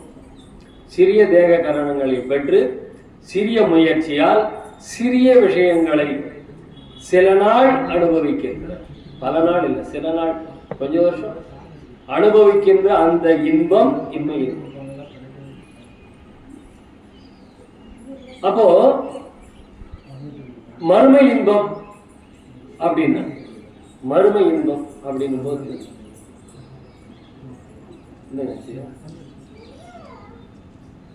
உயர் பிறப்பில் பெரிய தேக கரணங்களை பெற்று, உயர் பிறப்பில் பெரிய தேக கரணங்களை பெற்று பெருமுயற்சியால் பெரிய விஷயங்களை பல நாள் அனுபவிக்கின்ற இன்பம் மறுமை இன்பம். அதுல பெரிய தேக கரணங்கள் உயர் பிறப்பில் அப்படிங்கிறார். அப்போ உயர் பிறப்பு, மனித பிறப்பு உயர்ந்த பிறப்பு தானே. அப்ப இங்க என்ன உயர் பிறப்பில் அப்படின்னா, அப்ப இந்த இடத்துல மனித பிறப்பில உயர் பிறப்புன்னா எது? என்ன மனித பிறப்பில் உயர் பிறப்புன்னா எது? எதை சொல்லலாம் சொல்லு? மனித பிறப்பில உயர் பிறப்புனா மனிதர்களா பிறந்த மனித பிறப்ப உயர் பிறப்பு. மனித பிறப்பில் உயர் பிறப்புன்னா எப்படி இருக்கு? நம்ம எங்க பிறக்கிறோங்கிறது ரொம்ப முக்கியம். முதல்ல இந்த தமிழ்நாட்டில் பிறக்கிறது உயர் பிறப்பு. அதுக்கு அடுத்தது தமிழ் மொழி பேசக்கூடிய அந்த ஒரு குடும்பத்தில் பிறக்கிறது அதை விட உயர்ந்த பிறப்பு. புல்லாய் பூடாய் அதெல்லாம் அந்த மனித பிறவியே உயர் பிறவின்னு சொல்லக்கூடியது. அந்த மனித பிறவியில் உயர் பிறப்பு அப்படின்னா வள்ளல் பெருமான் தான் சொன்னார். எங்கெங்கேயோ பிறக்க வச்சிருக்கலாமே, அங்கெல்லாம் பிறக்க வைக்காம இல்லொழுக்கங்கள் புல்லொழுக்கங்கள்லாம் நிறைந்து கிடக்கக்கூடிய அந்த இடங்களில் பிறக்க வைக்காமல் அருமையான ஒழுக்கங்கள் நிறைந்த இந்த தமிழ்நாட்டிலே என்னை பிறக்க வைத்தாயே அப்படின்னு வள்ளலார் சொன்னார். அப்படிப்பட்ட தமிழ்நாட்டிலே இறைவனை அடையக்கூடிய மொழி எது? இறைவன் புரிந்து கொள்ளக்கூடிய மொழி. இங்கிலீஷ்ல பேசினா இறைவனுக்கு புரியுமான்னா புரியாது, கண்டிப்பா புரியாது. இந்திய பேசினா புரியுமா? புரியாது. மலையாளத்தில் பேசினா புரியுமா? புரியாது. உருதுல பேசினா புரியுமா? புரியாது. இறைவனுக்கு புரியாது. இறைவனுக்கு குறைந்த மொழி எது? தமிழ் மொழி மாத்திரம்தான். ரொம்ப தெளிவா வள்ளலார் சொல்றார். இறைவனை அடையக்கூடிய மொழி என்றால் அது தமிழ் மொழிதான், உயர்ந்த மொழி. அது ஒரு பிரச்சனை வந்துருச்சு, எது உயர்ந்த மொழி அப்படின்னும் போது இன்னைக்கு மழை பெய்யணும். எது உயர்ந்த மொழி அப்படின்னும் பொழுது சமஸ்கிருதம் தான் தாய்மொழி அப்படின்னு வாதம். வள்ளல் பெருமான் மறுக்கவே இல்லை. உண்மை, சத்தியம் அப்படின்னா சமஸ்கிருதம் தான் தாய்மொழி, சத்தியம், மறுக்க முடியாது. எங்கள் தமிழ் மொழி தந்தை மொழி அப்படின்னார். அந்த பக்கம் ஆடி போயிட்டாங்க. இந்த பதில யாரும் எதிர்பார்க்கல. தமிழ் மொழி தந்தை மொழி அப்படின்னார். ஏன்னா தாயை சிறந்த கோயிலும் இல்லை, தந்தை சொல்மிக்க மந்திரம் இல்லை. அப்ப அந்த தந்தை சொல் எது? தமிழ் சொல் தான் தந்தை சொல். அதை தவிர வேறு மந்திரம் கிடையாது. தந்தை சொல்மிக்க மந்திரம் இல்லை. அப்ப அந்த அப்பேற்பட்ட அந்த தமிழ் மொழியிலே பிறக்கக்கூடியதுதான் மனித பிறவியிலே சிறந்த பிறவி என்று சொல்லுவோம் இல்லையா? வேற எங்கேயும் போய் பிறக்க வைக்காம தமிழ் தெரிஞ்சுக்கிட்டு இருக்கிறோமே, தமிழை படிக்கிறோமே, தமிழை புரிந்து கொள்கின்றோமே, இதை விட சிறந்த பிறவி. அப்ப இதுதான். அப்ப இன்மை இன்பத்துல பிறக்கிறவங்க எல்லாம் மற்ற நாட்டில் பிறக்கிறவங்க, மற்ற மொழி பேசக்கூடியவர்கள், அவங்களுக்கெல்லாம் அந்த இன்மை இன்பம் தான் கிடைக்கும். அவங்களுக்கு மறைமின்பம் கூட கிடைக்காது, இரண்டாவது நிலை இன்பம் கூட அவங்களுக்கு கிடைக்காது. அப்ப இங்கே உயர் பிறப்பில் பெரிய தேக கரணங்களை பெற்று, பெரிய தேக கரணங்கள், தேக கரணங்கள் அப்படின்னு சொல்லும் போது இந்திரியங்கள் கரணங்கள். சிறிய தேக கரணங்கள் அப்படின்னா சில சில குறைபாடுகள் எல்லாம் இருக்கும். அந்த இந்திரியங்கள்லையும் கரணங்களையும் சில சில குறைபாடுகள். பெரிய தேக கரணங்கள் அப்படின்னா நம்ம அவை பிராட்டி சொன்னாங்க, எந்தவித குறையும் இல்லை, எந்தவித குறைவும் இல்லை. பெரிய தேக கரணங்களை பெற்று பெருமுயற்சியால், முதல்ல என்ன? சின்ன முயற்சி தான். காலையில் எழுந்திரிச்சு அவன் சாமி கோயிலுக்கு வந்து வெள்ளிக்கிழமை போயிட்டு வந்தா போதுங்கிறவன், அவ்வளவுதான். சாமியை அப்படி 2 நிமிஷம் 3 மணி நேரம் கும்பிட்டா போதும்னு நினைக்கிறவன், அதுதான் சிறு முயற்சி. இங்க பெரிய முயற்சியால் என்ன பெரிய முயற்சி? அப்படி வீட்டில் உட்காந்து இந்த வெயில் எல்லாமே இங்க வரீங்க பாருங்க, இதுதான் பெரிய முயற்சி. இந்த பெரிய முயற்சி, ஏதாவது ஒரு விஷயத்தை தெரிந்து கொள்ள மாட்டோமா? இன்று என்ன தகவல் நமக்கு கிடைக்கும்? 490வது மாதம். என்ன தகவல் இந்த மாதத்திலே நமக்கு என்ன தகவல் கிடைக்க போகிறது என்கின்ற அந்த ஒரு பெரிய முயற்சி இங்க வரும். பெரிய முயற்சியால் பெரிய விஷயங்களை, பெரிய விஷயம், கோயிலுக்கு வந்து சாமி கும்பிடுறது பெரிய விஷயமா இல்லை. அந்த சாமி மாதிரி அந்த சாமியோட அருளை அடையணுங்கிறது பெரிய முயற்சி. அந்த சாமியோட அருளை அடைவது என்பது பெரிய முயற்சி. பெரிய முயற்சியால் பல நாள் அனுபவிக்கின்ற இன்பத்தை, அந்த மாதிரி பல நாள் அனுபவிக்கக்கூடிய இன்பம் தான் மறுமை இன்பம். அப்ப சின்னது முதல் ஸ்டேஜ், நம்ம வந்து தொடக்கப்பள்ளி, அப்புறமா வந்து உயர்நிலைப்பள்ளி, மேல்நிலைப்பள்ளி, அப்புறம் கல்லூரி அப்படின்னு எடுத்துக்கிட்டு போற மாதிரி. இங்கே இன்மை இன்பம், அதுக்கு அடுத்தது ஒரு அடுத்த நிலைக்கு வந்தால் அது மறுமை இன்பம். அதை தாண்டி போச்சு அப்படின்னா இது ரெண்டுத்துக்கும் பெரிய கேப் உண்டு. இன்மை இன்பத்துக்கும் மறுமை இன்பத்துக்கும் அவ்வளவு பெரிய இடைவெளி கிடையாது. ஆனால் இந்த மறுமை இன்பத்துக்கு அடுத்தது பேரின்பம் அப்படிங்கிறாங்க. அப்ப அது ரெண்டுத்துக்கு பெரிய, நம்ம டிகிரி வாங்கிடலாம், அடுத்தது பிஜி கூட படிச்சிடலாம். ஆனால் பிஹெச்டி போகணும்னா அவ்வளோ இடைவெளி வரும், பெரிய கேப் ஆகி. அந்த மாதிரி இந்த இடத்துல அந்த பேரின்பம் அப்படிங்கிறது பிஹெச்டி எம்ஃபில் என்னென்ன சொல்லணுமோ அதெல்லாம், அதையெல்லாம் தாண்டியது. அப்ப அந்த பேரின்பம் அப்படின்னா என்ன?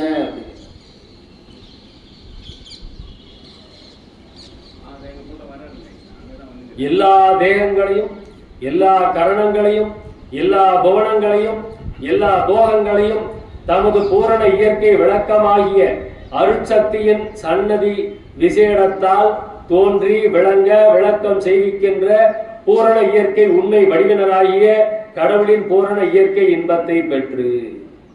அப்ப பேரின்பம் அப்படின்னு சொல்லும் போது அது எங்க தொடங்குதுன்னா, கடவுளுடைய அந்த பூரண அருளை பெறுவதுதான். அப்படி அருளை பெற்றவர்கள் தான் அந்த பேரின்பத்திற்கு உரியவர்கள். கடவுள் அருளை பெறுவது. அதுக்கு முன்னாடி 2 இன்பமும் கடவுள் அருளே கிடையாது அந்த இடத்துல. அது சாதாரண உலகியல். அந்த உலகியல்ல இன்மை இன்பம் மறுமை இன்பம் கிடைக்கும். ஆனா பேரின்பம் என்பது கடவுள் அருள் அடைவதுதான். அதுலதான் தொடங்குது. அப்படிப்பட்ட பூரண இயற்கை உண்மை வடிவினராகிய கடவுளின் பூரண இயற்கை இன்பத்தை பெற்று எக்காலத்தும் எவ்விடத்தும் எவ்விதத்தும் எவ்வளவும் தடைபடாமல் அனுபவிக்கப்படுகின்ற ஒப்பற்ற அந்த பெரிய இன்பம் தான் பேரின்பம். அந்த இன்பத்துக்கு தடையே இருக்கக்கூடாது. இப்போ மறுமை இன்பம், என் பிள்ளை நல்லா படிக்க வச்சுட்டேன், நல்லா உத்தியோகத்தில் இருக்கிறான், அருமையான ஒரு பொண்ணை பார்த்து அருமையா கல்யாணம் பண்ணி வைக்கிறேன், இதெல்லாம் மறுமை இன்பம். தடப்படலாம் கல்யாணம். என் கல்யாணத்தை பத்தி, என் பிள்ளை கல்யாணத்தை பத்தி தான் எல்லாம் பேசுறாங்க, என் பிள்ளையோடைய அந்த வாழ்க்கையை பத்தி தான் எல்லாம் பேசுறாங்க, எல்லாம் மறுமை இன்பம். ஆனா அது தடைபடுமா? அது தொடர்ந்து வருமா? இல்லை, அதுக்கு ஒரு எல்லை இருக்கு. அப்போ அந்த மறுமை இன்பம் என்பது தடைபடக்கூடிய ஒன்று. ஆனால் பேரின்பம்னா என்ன? தடைபடாமல் வரணும். அப்படி தடைபடாமல் வருகின்ற இன்பம். ஒரு லட்டு சாப்பிட்றோம், அந்த இன்பம் எவ்வளோ நேரத்துக்கு இருக்கு? அவ்வளோதான். சரி, ஒரு சினிமாவே பார்க்குறீங்க ஐயா, ஒரு சினிமாவே பார்க்குறீங்க, அது எவ்வளோ நேரம் அந்த சந்தோஷம்? அப்போ அந்த தடைபடாமல் வரக்கூடிய அந்த இன்பம் தான் பேரின்பம். அப்ப நம்மளுடைய அந்த சந்தோஷம் தடைபடாமல் இருக்கின்றதா? யோசிச்சு பாருங்க. அப்ப தடைபடக்கூடியது, ஒரு முடிவுக்கு வரக்கூடிய சந்தோஷம் எல்லாம் முக்கியமா சந்தோஷமே கிடையாது. அதெல்லாம் சந்தோஷமே கிடையாது. ஐயா அதான் சொல்றாரு, கண்டதெல்லாம் அனித்தியமே, கேட்டதெல்லாம் பழுதே, கற்றதெல்லாம் பொய்யே, கழித்ததெல்லாம் வீணே, உண்டதெல்லாம் மலமே, உட்கொண்டதெல்லாம் குறையே, உலகியலில் இதுவரையும் உண்மை அறிகிறது. கரண்ட் போச்சுன்னே வருத்தப்படக்கூடாது, மழை வரப்போதும் சந்தோஷப்படணும் இல்லையா? அதுதான் இங்கே விஷயம். நம்ம ஏதாவது ஒரு செயல் நடந்தால் உடனே அதனுடைய எதிர்மறை விஷயத்தை நினச்சி வருத்தப்படணும் இல்லை, அதனுடைய நேர்மறையை பார்க்கணும். ஆஹா மழை வரப்போகுது அப்படின்னு சந்தோஷப்படணும். ஏன்னா இப்போ ஒரு சின்ன தூரல் போட்டால் கூட அது எவ்வளோ பெரிய இன்பம் இல்லையா? அது பேரின்பம், அது இப்போதைக்கு இல்லையா? ஸோ அப்படிப்பட்ட ஒரு சூழ்நிலை வரும்போதே பார்த்தோம் எவ்வளோ வெயில் அப்படின்னு இல்லையா? அப்போ அந்த பேரின்பம் தடைபடாமல் இருக்கக்கூடிய இல்லையா? மழை பெய்யுன்னா பெய்யணும் இல்லையா? நில்லுன்னா நிற்கணும். போதும், பயிரெல்லாம் வாடி போயிடும், மழை நின்றுன்னா நின்றுடும் இல்லையா? இப்போ அறுவடை பண்ணணும் அப்படின்னா மழை வரலாமா?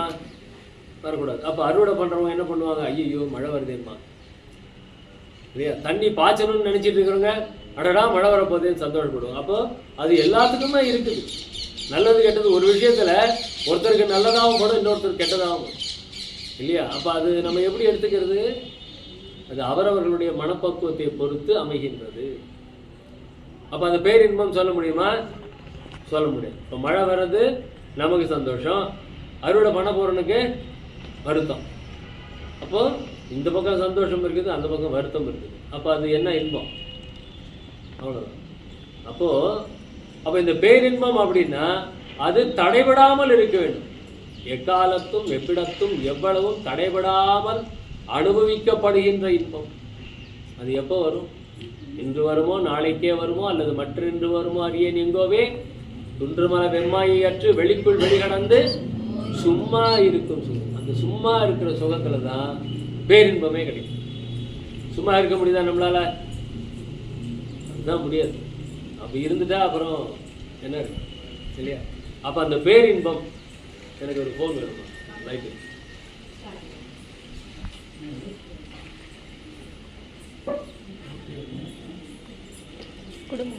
ஃபோன் நிற்குமா? சார்ஜ் போயிடும். நன்றி.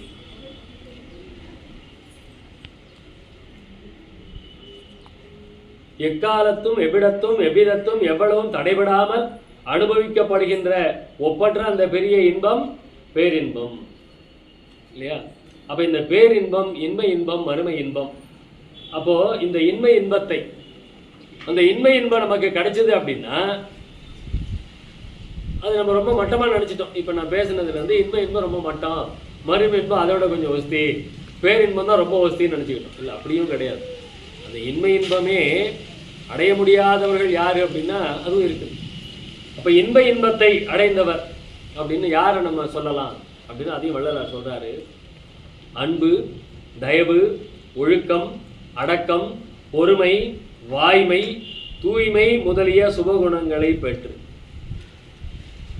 இதெல்லாம் யாருக்கு இருக்குதோ அவங்கெல்லாம் அந்த இன்மை இன்பத்தை அடைபவர்கள் அர்த்தம். இதெல்லாம் நமக்கு இருக்கா? எல்லாருக்கும் கிடைக்குதா? இது அன்பு, தயவு, ஒழுக்கம், அடக்கம், பொறுமை, வாய்மை, தூய்மை என்று 7 விஷயங்களை இங்கே சொல்றாரு.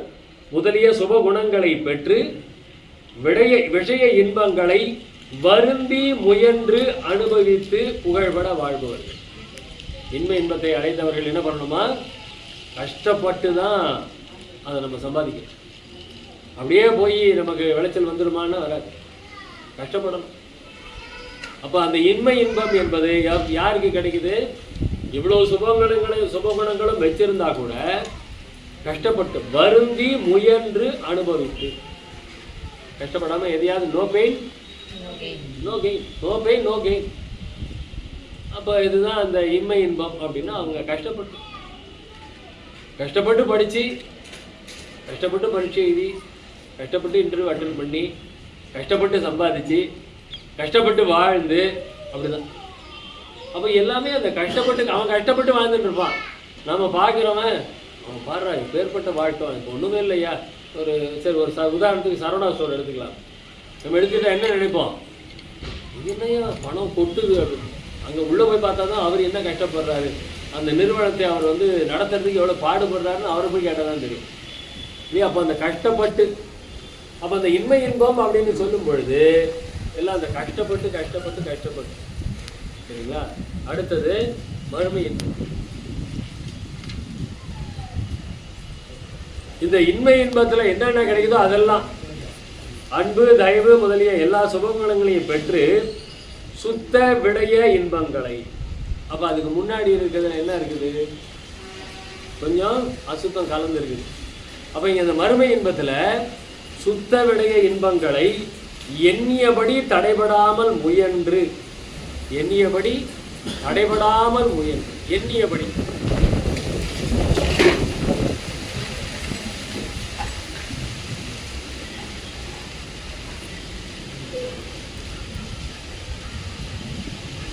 அப்போ அந்த மறுமை இன்பம் அப்படின்னு சொல்லும் பொழுது எண்ணியபடி நினைச்சதெல்லாம் நடக்குது.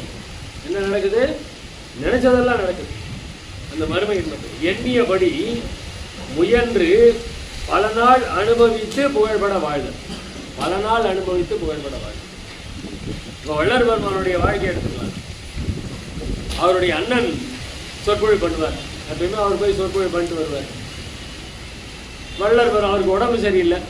வள்ளல் பெருமானை நீ போய் 2 பாட்டு படிச்சுட்டு வாங்குறார். இன்னும் சோம செட்டியார் அற்புதமாக ஒரு சிவபெருமானுடைய உருவப்படத்தை செஞ்சு அதை அங்கே அவருடைய இல்லத்தில் ஸ்தாபிதம் பண்ணுறார். அதுக்கு பெரிய அளவில் அவர் ஏற்பாடு பண்ணியிருக்கார். விழா மாதிரி ஏற்பாடு பண்ணிவிட்டார். அப்படி ஏற்பாடு பண்ணிவிட்டு பிரசங்கம் நடக்கணும். அப்போ சபாபதி பிள்ளை பிரசங்கத்துக்கு வரணும். இவர் உடம்பு சரியில்லை, படுத்துட்டு இருக்கிறாரு. தம்பி அனுப்புகிறார், ராமலிங்கா நீ போயிட்டு 2 பாட்டு படிச்சுட்டு வா, ரொம்ப முக்கியமான நாள் இன்னைக்கு, நம்ம போகாம மட்டும்தான் ரொம்ப வருத்தப்படுவார் அப்படின்னு 2 பாட்டு படிச்சுட்டு வர அனுப்புகிறார். வள்ளலார் போகிறாரு. காலையில் 3-4 மணிக்கு தான் வீட்டுக்கு வர்றார். இவருக்கு ஒன்றும் புரியல. என்னடா இந்த மாதிரி காலையில் வெடிக்காத்தால வரானே, ராத்திரி என்ன நடந்ததோ தெரியலையே அப்படின்னு அண்ணன் ரொம்ப கஷ்டப்படுறாரு. அந்த சோம செட்டியார் இன்னும் 4-5 பேர் வீட்டுக்கு வராங்க. இவருக்கு முதல் சபாபதிக்கு என்ன ஆச்சு, என்ன பண்ணிட்டு வந்தான்னு தெரியலையவன். ஒரு நாள் ஏதோ போய் 2 பாட்டு படிச்சுட்டு வரான்னு சொன்னோம். போய் என்ன வேணைய ஏழரையை கூட்டிகிட்டு வந்துட்டான் போல இருக்கு, ஆளுங்கள்லாம் வராங்களே இங்கே, நம்ம பொழப்பு போச்சா அப்படின்னு அண்ணனுக்கு ஒரு கலவரம் பயம். வந்தாங்க. வந்த உடனே எல்லாரையும் உபச்சாரம் பண்ணிவிட்டு, என்ன விஷயம் வீடு தேடி வந்திருக்கீங்க, நான் இன்னிலேருந்து வந்துடுறேன், உடம்பு சுகமாயிடுச்சு அவர் சொல்கிறாரு. அதுக்கு சோம செட்டியாரோ மற்றவங்களும் ஐயா மன்னிக்கணும், நீங்கள் இனிமேல் வர வேண்டாம். இவருக்கு ஒன்றும் புரியல. போச்சு, ஒரு நாள் போய் தம்பி குட்டையை குழப்பிட்டு வந்துட்டான், நம்ம குழப்பில் மண்ணெளி போட்டுவிட்டான், ஏன்டா இவனை அமிச்சோம் தெரியலையே அப்படின்னு அவருக்குள்ள அப்படியே ஓடும்ல எண்ணம், அப்படி ஓடிடுச்சு. என்ன விஷயம், என்ன ஆச்சு, தம்பி ராமலிங்கம் ஏதாவது பண்ணிவிட்டாரா? இல்லை ஐயா, நேற்றுக்கு நீங்கள் வரல, தம்பி வந்தார், சொற்பொழிவு ஆரம்பித்தார், விடிய போச்சு அந்த சொற்பொழிவு, அது ஒரு பாட்டுக்கே இன்னும் விளக்க முடியல, அவ்வளோ விரிவாக போய்கிட்டு இருக்கு, அதனால் தொடர்ந்து தம்பி ராமலிங்கத்தையே நீங்கள் அனுப்புங்க பிரசங்கம் பண்ணுறதுக்கு. இதுக்கு ஒன்றும் புரியல. என்னடா நாம் இவ்வளோ கஷ்டப்பட்டு படித்து என்ன கஷ்டப்பட்டு படித்து வித்வானாகி பிரசங்கம் பண்ணிட்டு இருக்கிறோம். இந்த பையன் ஒன்றும் படிக்கலை, பள்ளிக்கூடத்துக்கு போகலை, நம்ம சொல்லிக் கொடுத்தும் படிக்கலை, நம்ம குரு கிட்ட அமிச்சோம் அவர்கிட்டையும் படிக்கலை. இவன் ஒரு நாள் போயிட்டு வந்திருக்கான், இவனே தொடர்ந்து வரணுங்கிறாங்களே. இவன் என்னத்தை கஷ்டப்பட்டான்? அப்போ வள்ளலாருடைய அண்ணனுக்கு என்ன கிடைச்சது? இம்மை இன்பம். அவர் வருந்தி முயன்று பெருமான் என்ன ஆச்சு? ஒன்றும் பண்ணல. அந்த இடத்துல மறுமை இன்பம், இன்னும் பேர் இன்பத்துக்கு வரல. அந்த இடத்துல மறுமை இன்பம் என்ன? பெரிய தேக கரணங்களை பெற்று பெரிய முயற்சி. என்ன வள்ளலார் என்ன முயற்சி பண்ணுறாரு? கடவு கோயில் திருவொற்றியூர் கோயிலில் காலையில் ஒரு தடவை போகிறாரு, மறுபடியும் சாயந்தரம் ஒரு தடவை போகிறாரு. கிட்டத்தட்ட 6 கிலோமீட்டர், 6-7 கிலோமீட்டர். அந்த காலையில் ஒரு தடவையும் சாயங்காலம் ஒரு தடவையும் நடந்து போய் கூப்பிட்டு வர்றாரு. அப்படி காரில் வந்து கோயில் வாசலில் நின்று கோயிலுக்குள்ளார போகணுன்னா வாரம் ஒரு தடவை தான் வரும் இல்லையா? அப்போ அப்படி இருக்குது. அப்போ வள்ளல் பெருமாள் அந்த இம்மை இன்பம் மறுமை இன்பம், அண்ணன் என்ன இன்பத்தில் இருந்தார், தம்பி என்ன இன்பத்தில் இருந்தார் இல்லையா? அடுத்தது பேரின்பம். அப்ப அந்த பேரின்பம் அடைந்தவர்கள் எப்படி இருப்பார்கள்? பேரின்ப லாபத்தை அடைந்தவர்கள் எப்படி இருப்பார்கள்? தோல், நரம்பு, எலும்பு, தசை, ரத்தம், சுக்கிலம். தோல், நரம்பு, எலும்பு, தசை, ரத்தம், சுக்கிலம். அப்ப இந்த அசுத்த பூத காரியங்களும் அவற்றின் காரணங்களாகி அசுத்த பிரகிருதி அணுக்களுமாகிய தேகத்தை மாற்றி, தேகத்தை இப்படி நம்மளுக்கு இருக்கக்கூடிய இந்த தேகம் என்ன? அசுத்த தேகம். இது அசுத்த தேகம். இந்த அசுத்த தேகத்தை மாற்று இவ்வளவு என்று அறியப்படாத உயர்ந்த பொன்னாகிய சுத்த பூதகாரிய சுத்த தேகத்தையும் ஏமசித்தி அடைஞ்சிருச்சுன்னா, ஏமசித்தி வந்தாலே சுத்த தேகம். ஏமசித்திங்கிறது என்ன? சுத்த தேகம். தேகத்தில் 3 வகை என்ன?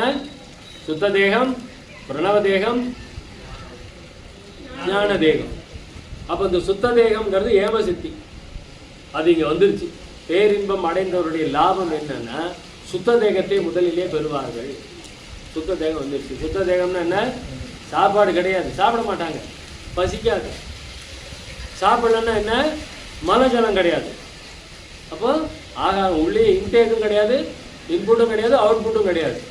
அவங்க வேர்க்காது, அவங்களுக்கு வியர்வை வராது.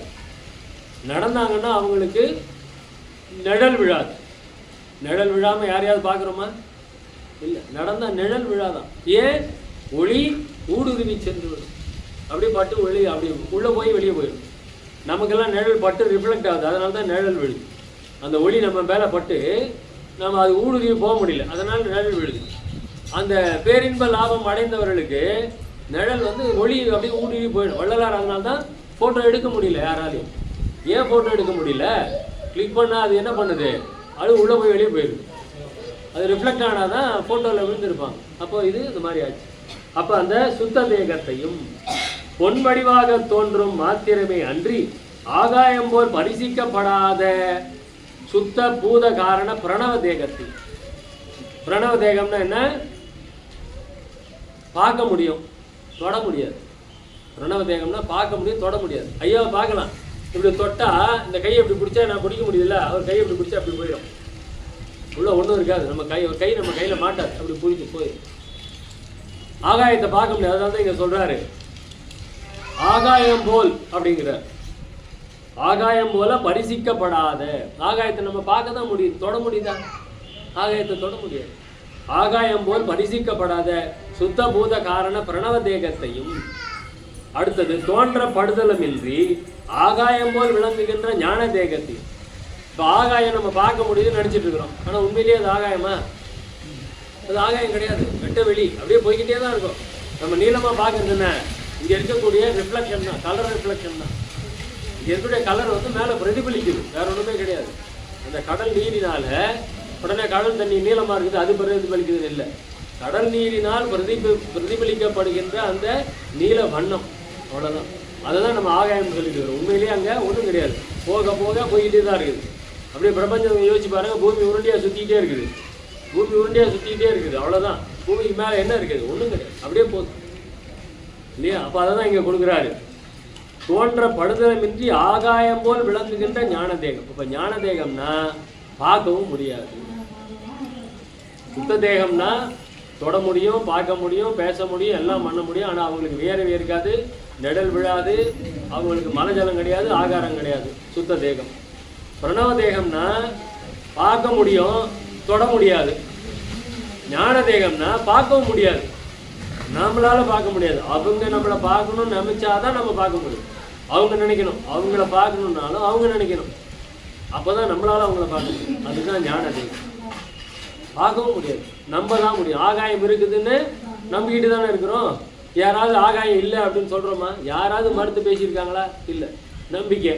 அதே மாதிரி கடவுள் இருக்கிறாருன்னு நம்பணும், மறுத்து பேசவே கூடாது. ஞான தேகம் அப்படிங்கிறது இதுதான். அப்போ இந்த 3 வகையான தேகங்கள் பேரின்ப லாபம் அடைந்தவர்களுக்கு கிடைக்கும். இந்த 3 வகையான தேகங்கள். அப்போ இன்மை இன்பத்திலையும் மர்ம இன்பத்திலையும் சுத்த தேகம் கூட கிடையாது. சுத்த தேகம் கூட அந்த இன்மை இன்பத்திலையும் மர்ம இன்பத்திலையும் கிடையாது, இல்லையா? இதை நம்ம புரிஞ்சுக்கணும். இன்மை இன்பம் மர்ம இன்பம், அவன் நல்லா தானே இருக்கிறான் அப்படின்னா அது ரொம்ப சாதாரண வாழ்க்கை தான். பேரின்ப பெருவாழ்வு அங்கெல்லாம் கிடையாது. இங்கே வள்ளல் பெருமான் நமக்கு சொல்லியிருக்கக்கூடிய பேரின்ப சித்தி பெருவாழ்வு என்பது அந்த சுத்த பிரணவ ஞான தேகத்தை அடையும் பொழுதுதான். மரணமிலா பெருவாழ்வையும் தாண்டிய நிலை தான் இந்த பேரின்ப பெருவாழ்வு. அதனால தான் தலைப்பு பேரின்ப பேருந்தித்தி அப்படின்னு கொடுக்குறாங்க, இல்லையா? அப்போ அந்த மரணமிலா பெருவாழ்வு அப்படிங்கிறது கூட வேற, அதையும் தாண்டியது தான் இந்த பேரின்ப சித்தி பெருவாழ்வு. அப்போ அவங்க மண்ணினது திண்மையால் தரிக்கப்படார்கள். அவங்கள மண்ணால் மூட முடியாது. புறத்தே மண் கண் முதலியவற்றால் எரியினும் அவை அவர் வடிவில் தாக்குவன அல்ல. கல்லால் அடித்தா கல்லு தான் தாண்டி போகுமே ஒழிய அவங்க மேலே படாது. அடுத்தது, உள்ளே நீரினது தன்மையால் குளிரப்படார்கள். தண்ணியை மேலே ஊற்றினா, ஐயா திருவொற்றியூரில் இருக்கும்போதே இந்த நிலையெல்லாம் தாண்டி விட்டார். திருவொற்றியூரில் இருக்கும்போது நிறைய பேரோட சேர்ந்து திருவொற்றியூர் கோயிலுக்கு போகிறார். சரியான மழை கொட்ட ஆரம்பிச்சு. ஐயோ கோயிலுக்கு எப்படி போகிறது அப்படின்னா, வள்ளல் பெருமான் என் கையை பிடிச்சி போகிறார். ஒருத்தர் அவர் கையை பிடிச்சிக்கிட்டார், அவங்க கையை மாற்றி மாற்றி அடுத்தடுத்து அவங்க கையை பிடிச்சிக்கிறாங்க. கையை எல்லாரும் பிடித்த மாத்திரத்தை திருவொற்றியூர் கோயிலில் இருக்கிறாங்க, நடந்து போகல. கையை பிடிச்ச மாத்திரத்தில் அத்தனை பேர் 8 பேர் திருவொற்றியூர் கோயிலில் இருக்கிறாங்க. அப்போ அவங்களால அந்த ஒன்றுமே இல்லை, அப்படின்னா அப்படி தோன்றி மறைது. அதே மாதிரி வள்ளலார் போகிறாரு, மழை கொட்டுது, அவர் உடம்பு நனையவே இல்லையா. மழை கொட்டுது, அவர் நடந்து போய்கிட்டே இருக்கார், உடம்பு நனையவே இல்லை. அதுதான் கொடுக்குறாங்க. நீரினால் குளிரப்படார்கள். புறத்திலே நீரில் அழுத்தினும், அவங்கள தண்ணியில் அழுத்தினா கூட அவர் வடிவம் அழுந்தாது மிதக்கும். அவர் வடிவம் அழுந்தாது மிதக்கும். உள்ளே நெருப்பினது வெம்மையால் சுடப்படார்கள். உள்ள நமக்கெல்லாம் ஜுரம் வருது, அவங்களுக்கெல்லாம் ஜுரம்னா வராது. புறத்தே நெருப்பில் சுடினும் சூடும் வடுவும் தோன்றுவன அல்ல. வள்ளல் பெருமான் தண்ணி குடிப்பாராம், எல்லாம் கேள்விப்பட்டிருப்பீங்க. தண்ணி பழன்னு கொதிச்சிட்டு இருக்குமா, தண்ணி கொதிச்சிட்டு இருக்கிறோம். இவங்க அதை 2 துணியை பிடிச்சி பாத்திரத்தில் பிடிச்சி கொண்டு வருவாங்க. வள்ளல் பெருமான் அந்த பாத்திரத்தை அப்படியே வாங்கி குடிப்பாராம். இப்படி பழன்னு கொதிச்சிட்டு இருக்கக்கூடிய தண்ணியை, அந்த பாத்திரத்தை எந்த துணியும் இல்லாமல் தன்னுடைய வெறும் கையால் வாங்கி அதை அப்படியே குடிப்பார். ஏன்னா அவருக்கு சூடாது, அதான் ரொம்ப அழகாக இங்கே கொடுக்குறாங்க பாருங்க. அது புறத்திலே நெருப்பினது வெம்மையால் சுடினும் அவர் தேகத்தில் சூடும் வடுவும் தோன்றுவன அல்ல. உள்ளே காற்றினது ஊக்கத்தால் அசைக்கப்படார்கள். புறத்தே காற்று அவர் வடிவை பரிசித்து அசைக்க மாட்டாது.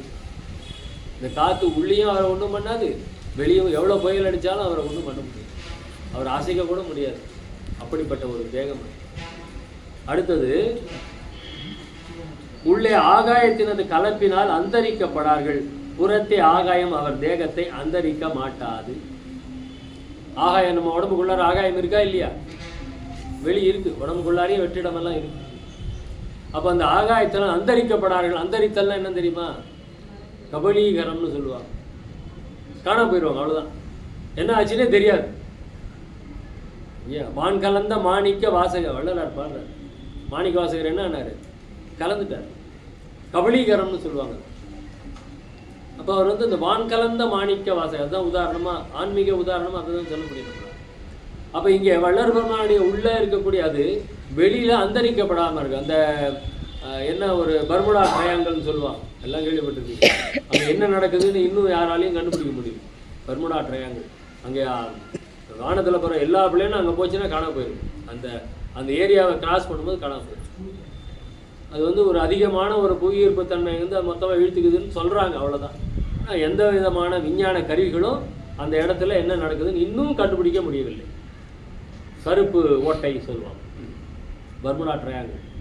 அப்போ அந்த இடத்துல என்ன நடக்குது இன்னும் கூட கண்டுபிடிக்க முடியல. ஏன்னா வானம் அந்தரிக்கும் அப்படின்னு ஐயா சொல்லுவார். ஆகாயம் அந்தரிக்கும் அப்படின்னா அப்படியே கபலீகரம் பண்ணிடும், காணாமல் போயிருவீங்க, அவ்வளோதான்.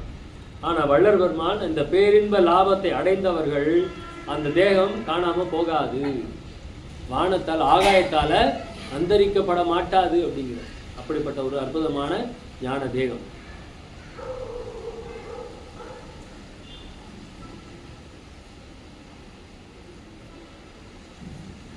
ஆதாரத்தில் இன்றி நிராதாரத்திலும் அவர் தேகம் உலாவும். நமக்கெல்லாம் தரையில் கால் வச்சாதான் நடக்க முடியும், அவங்கெல்லாம் அப்படி இல்லை, அப்படியே நடப்பாங்க, அப்படியே போகும். அவங்களுக்கு வந்து ஆதாரம் தேவையில்லை, கால் வைக்கிறதுக்கு ஒரு பிடிமானம் தேவையே கிடையாது. ஆதாரம் இன்றி நிராதாரத்திலும் அவர் தேகம் உலாவும். அவரது கண்கள் முதலிய ஞானேந்திரியங்களும் வாக்கு முதலிய கர்மேந்திரியங்களும் பார்த்தல் முதலிய விஷயங்களையும் பேசுதல் முதலிய விஷயங்களையும் பற்றுவனவல்ல. தயவினால் விஷயங்களை பற்றத் தொடங்கினால் சுவர் மலை முதலிய தடைகளும் அவர் கண்களை மறைப்பன அல்ல. அண்ட பிண்டங்களில் அவர் கண்கள் இருந்த இடத்திலிருந்தே கண்டறியும். இப்போ நம்மளுக்கெல்லாம் வந்து செவத்தை தாண்டி பார்க்க முடியுமா? பார்க்க முடியும். ஆனால் அவங்களுக்கு அப்படி கிடையாது, கண்கள் இருக்கும், ஆனால் அந்த கண்களுக்கு தடையே இருக்காது, கண்களுக்கு தடையே இருக்காது. அவங்க எதையுமே பார்க்கணும்னு இஷ்டப்படவே மாட்டாங்க. அப்படி பார்க்கணும், தயவினால் பாபு இங்கே பேசிட்டு இருக்கிறான், இங்கே வந்து ஒரு 15 நண்பர்கள் வந்திருக்கிறாங்க, அவங்க யாரெல்லாம் வந்திருக்கிறாங்க அப்படின்னு அவர் பார்க்கணும்னு நினைச்சா எந்த இடத்துல இருக்கிறாரோ அந்த இடத்துலேருந்து பார்க்கணும். அவர் இங்கே வந்து தான் பார்க்கணுன்னு அவசியம் கிடையாது. இந்த மாதிரி வீடியோ எடுத்து அவருக்கு அனுப்பணும்னு அவசியம் கிடையாது இல்லையா? நமக்கு தான் எதையாவது ஃபோட்டோ எடுத்து வீடியோ எடுத்து அனுப்பணும். ஆனால் வள்ளல் பெருமானுக்கு அப்படி இல்லை.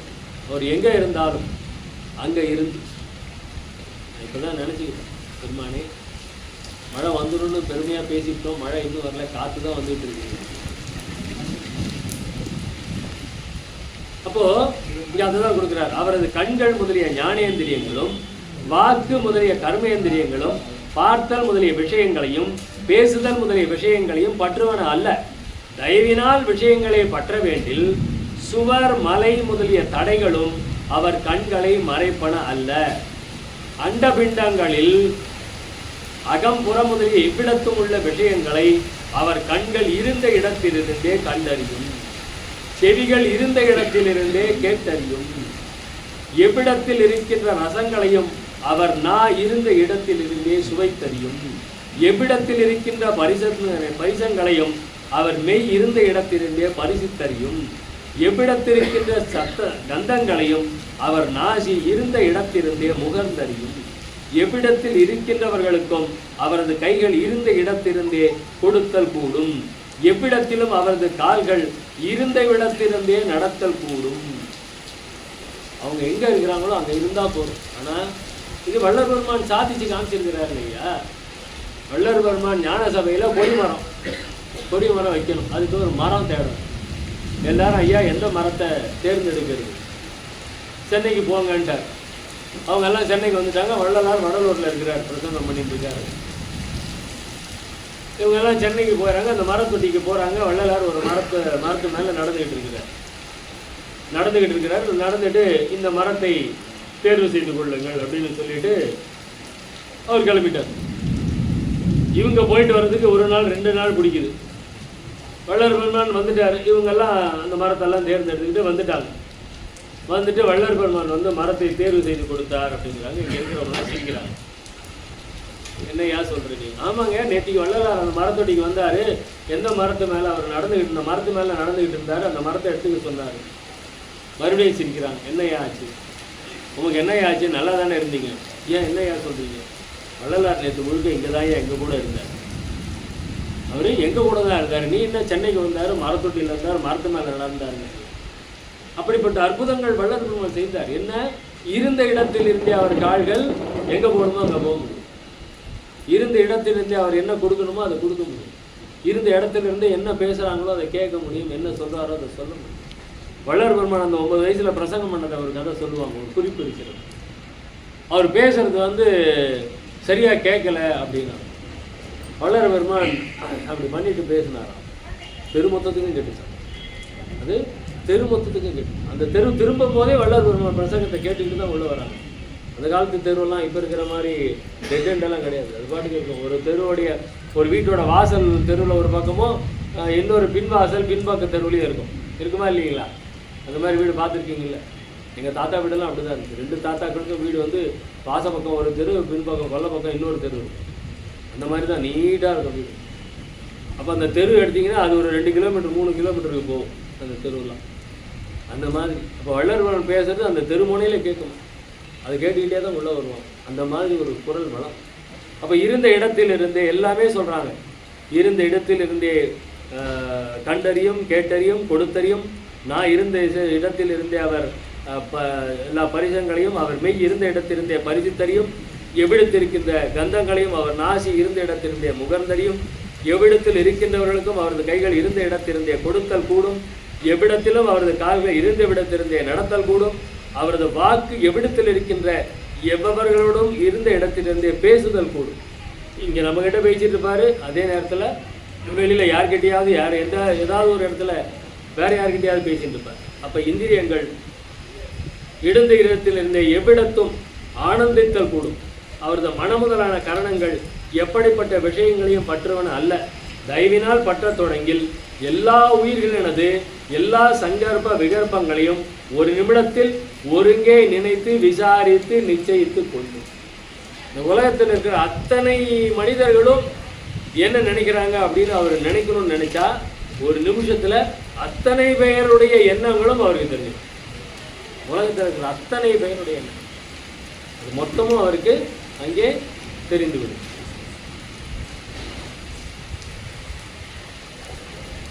அவர் அறிவு ஒன்றையும் சுட்டி எறியாது. தயவினால் சுட்டி எறிய தொடங்கில் எல்லா அண்டங்களையும் எல்லா உயிர்களையும் எல்லா பண்புகளையும் எல்லா அனுபவங்களையும் எல்லா பயன்களையும் ஒருங்கே ஒரு நிமிடத்தில் சுட்டி எறியும்.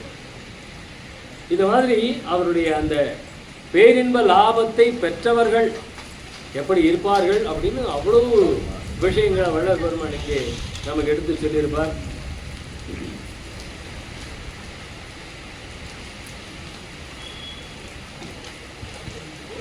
அவரது குணங்கள் கரணங்களை பற்றுவன அல்ல. உள்ளே பிரகிருதியினால் மூடப்படார்கள். புறத்தே அவரது பிரகிருதி குணங்களை பற்றுவன அல்ல. உள்ளே கால தத்துவத்தால் வேற்றுமைப்படார்கள். புறத்தே காலத்தால் அளக்கப்படார்கள்.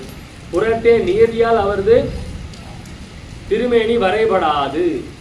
புறத்தே நீதியால் அவரது திருமேனி வரைபடாது அப்படின்னா என்ன அர்த்தம்? போட்டோ எடுக்க முடியாது.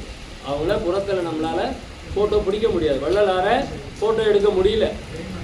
சென்னையிலேருந்து அற்புதமாக ஃபோட்டோகிராஃபரை கூட்டிட்டு வந்து ஃபோட்டோ எடுக்க வைக்கிறாங்க.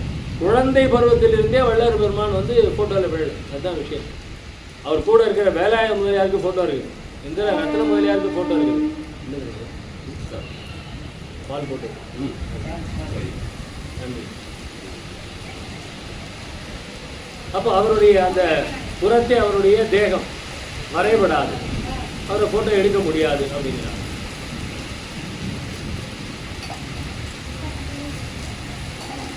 மாயையால் பேதப்படார்கள். சுத்த மகா மாமாயை கடந்து அதன் மேல் அறிவுருவாக விளங்குவார்கள். ஆகாரம், நித்திரை, மைதுனம், பயம் என்பவைகளால் தடைபடார்கள். அவர்கள் தேகத்திற்கு சாயை, வியர்வை, அழுக்கு, நரை, திரை, மூப்பு, இறப்பு முதலிய குற்றங்கள் உண்டானவல்ல. அவங்களுக்கு எதுவும் கிடையாது. நரை, திரை, மூப்பு, பிணி, மரணம், இறப்பும் கிடையாது. அவங்களுக்கு மரணமில்லா பெருவாழ்வு, பேரின்ப லாபம் அப்படின்னா மரணமில்லா பெருவாழ்வு அடைந்தவர்கள் என்று பொருள். பனி, மழை, இடி, வெயில் முதலியவற்றாலும் ராக்கதர், அசுரர், பூதம், பிசாசு முதலியவற்றாலும் தேவர், முனிவர், மனிதர், நரகர், மிருகம், பறவை, ஊர்வன, தாவரம் என்பவர்களாலும் எவ்விடத்தும் எக்காலத்தும் அவர் தேகம் பாதிக்கப்படாது. வாழ், கத்தி முதலிய கருவிகளாலும் கண்டிக்கப்படாது. எல்லா அண்டங்களும் அணுக்கள் போல சிறிதாக தோற்றலும் எல்லா அணுக்களும் அண்டங்களைப் போல பெரிதாக தோற்றலும் அவர் தேகத்திற்கு உரித்து இறந்தோரை எழுப்புதல் வார்த்திவரை வாலிபராக்குதல் முதலிய கர்ம சித்திகளும் யோக சித்திகளும் ஞான சித்திகளும் அவர் சந்நிதியில் இடைவிடாது விளங்கும். சிருஷ்டித்தல், காத்தல், அழித்தல், மறைத்தல், அனுகிரகித்தல் என்கின்ற கிருத்தியங்களும் அவர் நினைத்த மாத்திரத்தில் நடக்கும். வள்ளல் பெருமானுக்கு ஐந்தொழில் ஆற்றல் இறைவன் கொடுத்திருக்கிறார். ஐந்தொழில் நீயே செய் அப்படின்னு இறைவன் சொல்லிட்டார். பிரம்மா விஷ்ணுலாம் இப்போ ரெஸ்ட் எடுத்துட்டு இருக்கிறாங்க. அவங்களுக்குலாம் ரிட்டையர் ஆயிடுச்சு. அவங்கெல்லாம் பிரம்மா, விஷ்ணு, ருத்ரன், மகேஸ்வரன், சதாசிவன் என்று ஐந்தொழில் புரியக்கூடியவர்கள். அவங்களுக்கு ரிட்டையர்மெண்ட் கொடுத்துட்டு வள்ளல் பெருமான்ட்டு 5 தொழிலையும் கொடுத்து நீயே பண்ணுப்பான்னு சொல்லிட்டார். அதுதான் இங்கே கொடுக்குறாங்க. அவர்கள் நினைத்த மாத்திரத்தில் நடக்கும். பஞ்சகர்த்தாக்களும் அவர் கடைக்கண் பார்வையால் தங்கள் தொழில் நடத்துவார்கள். அவர்கள் அறிவு கடவுள் அறிவாக இருக்கும். அவர்கள் செய்கை கடவுள் செய்கையாக இருக்கும். அவர்கள் அனுபவம் கடவுள் அனுபவமாக இருக்கும். சர்வ சித்தியும் உடையவர்களாய், எக்காலத்தும் அழிவில்லாதவர்களாய், ஆணவம், மாயை, கண்மம் என்ற மும்மலங்களும் மல வாதனைகளும் இல்லாதவர்களாய், பேரொருள் வண்ணம் உடையவர்களாய் விளங்குவார்கள்.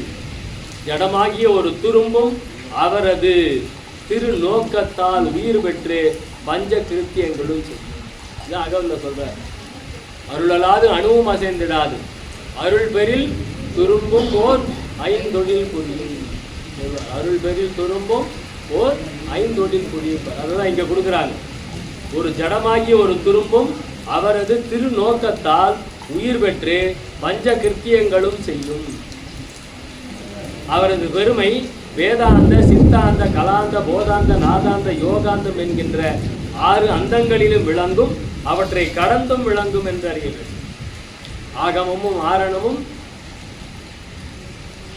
அதனால் சொல்ல முடியல. ஆகம முடிமேல் ஆரண முடிமேல் ஆகனின்றோங்கிய அருட்பெருஞ்சோதி.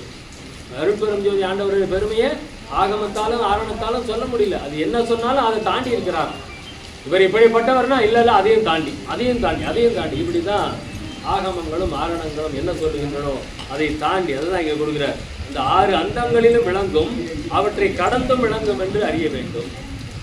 இவை பேரின்ப லாபத்தை அடைந்தவர் பெருமை என்று அடைய வேண்டும். இந்த பேரின்ப சித்தி பெருவாழ்வு அப்படின்னு சொல்லக்கூடிய அந்த பேரின்ப லாபம் என்பது நம் வள்ளல் பெருமானுடைய சுத்த சன்மார்க்கத்தில் மாத்திரம்தான் விளங்கும். வேறு எதிலையும் முடியாது. மற்றறிவோம் எனச் சிறிது தாழ்ந்திருப்பீரானால் மரணமெனும் பெரும்பாதி வந்திடுமே, சற்றுமதை நும்மாலே தடுக்க முடியாதே. சமரச சன்மார்க்க சங்கத்தவர்கள் அல்லால் அதனை எற்றி நின்று தடுக்க வல்லார் எவ்வளியில் எவரும் இல்லை கண்டீர்னு பண்ணுறார். இந்த வள்ளல் பெருமானுடைய இந்த சுத்த சன்மார்க்கத்தில் மாத்திரம்தான் அந்த இறப்பை, மரணத்தை தவிர்க்க முடியும் என்பது வள்ளல் பெருமான் நிரூபித்து காட்டியுள்ளது. அதை இன்னும் வேற யாரும் அடையலைங்கிறது உண்மைதான். ஆனால் அடைய முடியாது என்பது ஒரு தவறான கருத்து. அனைவராலும் உலகியலி நினைந்து நினைந்து உணர்ந்து உணர்ந்து நெகிழ்ந்து நெகிழ்ந்து அன்பே நிறைந்து நிறைந்து ஊற்றெழும் கண்ணீர் அதனால் உடம்பு நனைந்து நனைந்து அருளமுதே நன்னிதியே ஞான நடத்தரசே என்னுரிமை நாயகனே என்று வணைந்து வணைந்து ஏற்றுதும் நாம் பம்மின் உலகியலில் மரணமிலா பெருவாழ்வில் வாழ்கிடலாம் கண்டீர். புனைந்துரையேன் பொய்புகளேன் சத்தியம் சொல்கின்றேன், பொற்சபையில் திருச்சபையில் புகுந்தருள் இருக்கிறேன். எப்படி வள்ளல் பெருமான் சத்தியம் பண்ணி சொல்றாரு, நீர் பெறரோ யான் உமக்கு நேய உறவலனோ, நெடுமொழியே உரை பண்ணி கொடுமொழி சொல்வேணும் அப்படின்னு. எனக்கு யாருன்னு தெரியலையா அப்படின்னு கேட்கிறார். முகமறியார் போல் இருந்து அப்படின்னு சொல்லி கேட்கிறார். வையகத்தீர் வானகத்தீர் மற்றகத்தீர் நமது வாழ்க்கையெல்லாம் வாழ்க்கையென மதித்து மயங்காதீர் அப்படிங்கிறார். அந்த மரணவாதனையை வென்ற வாழ்க்கை அதே வாழ்க்கை அப்படிங்கிறார்.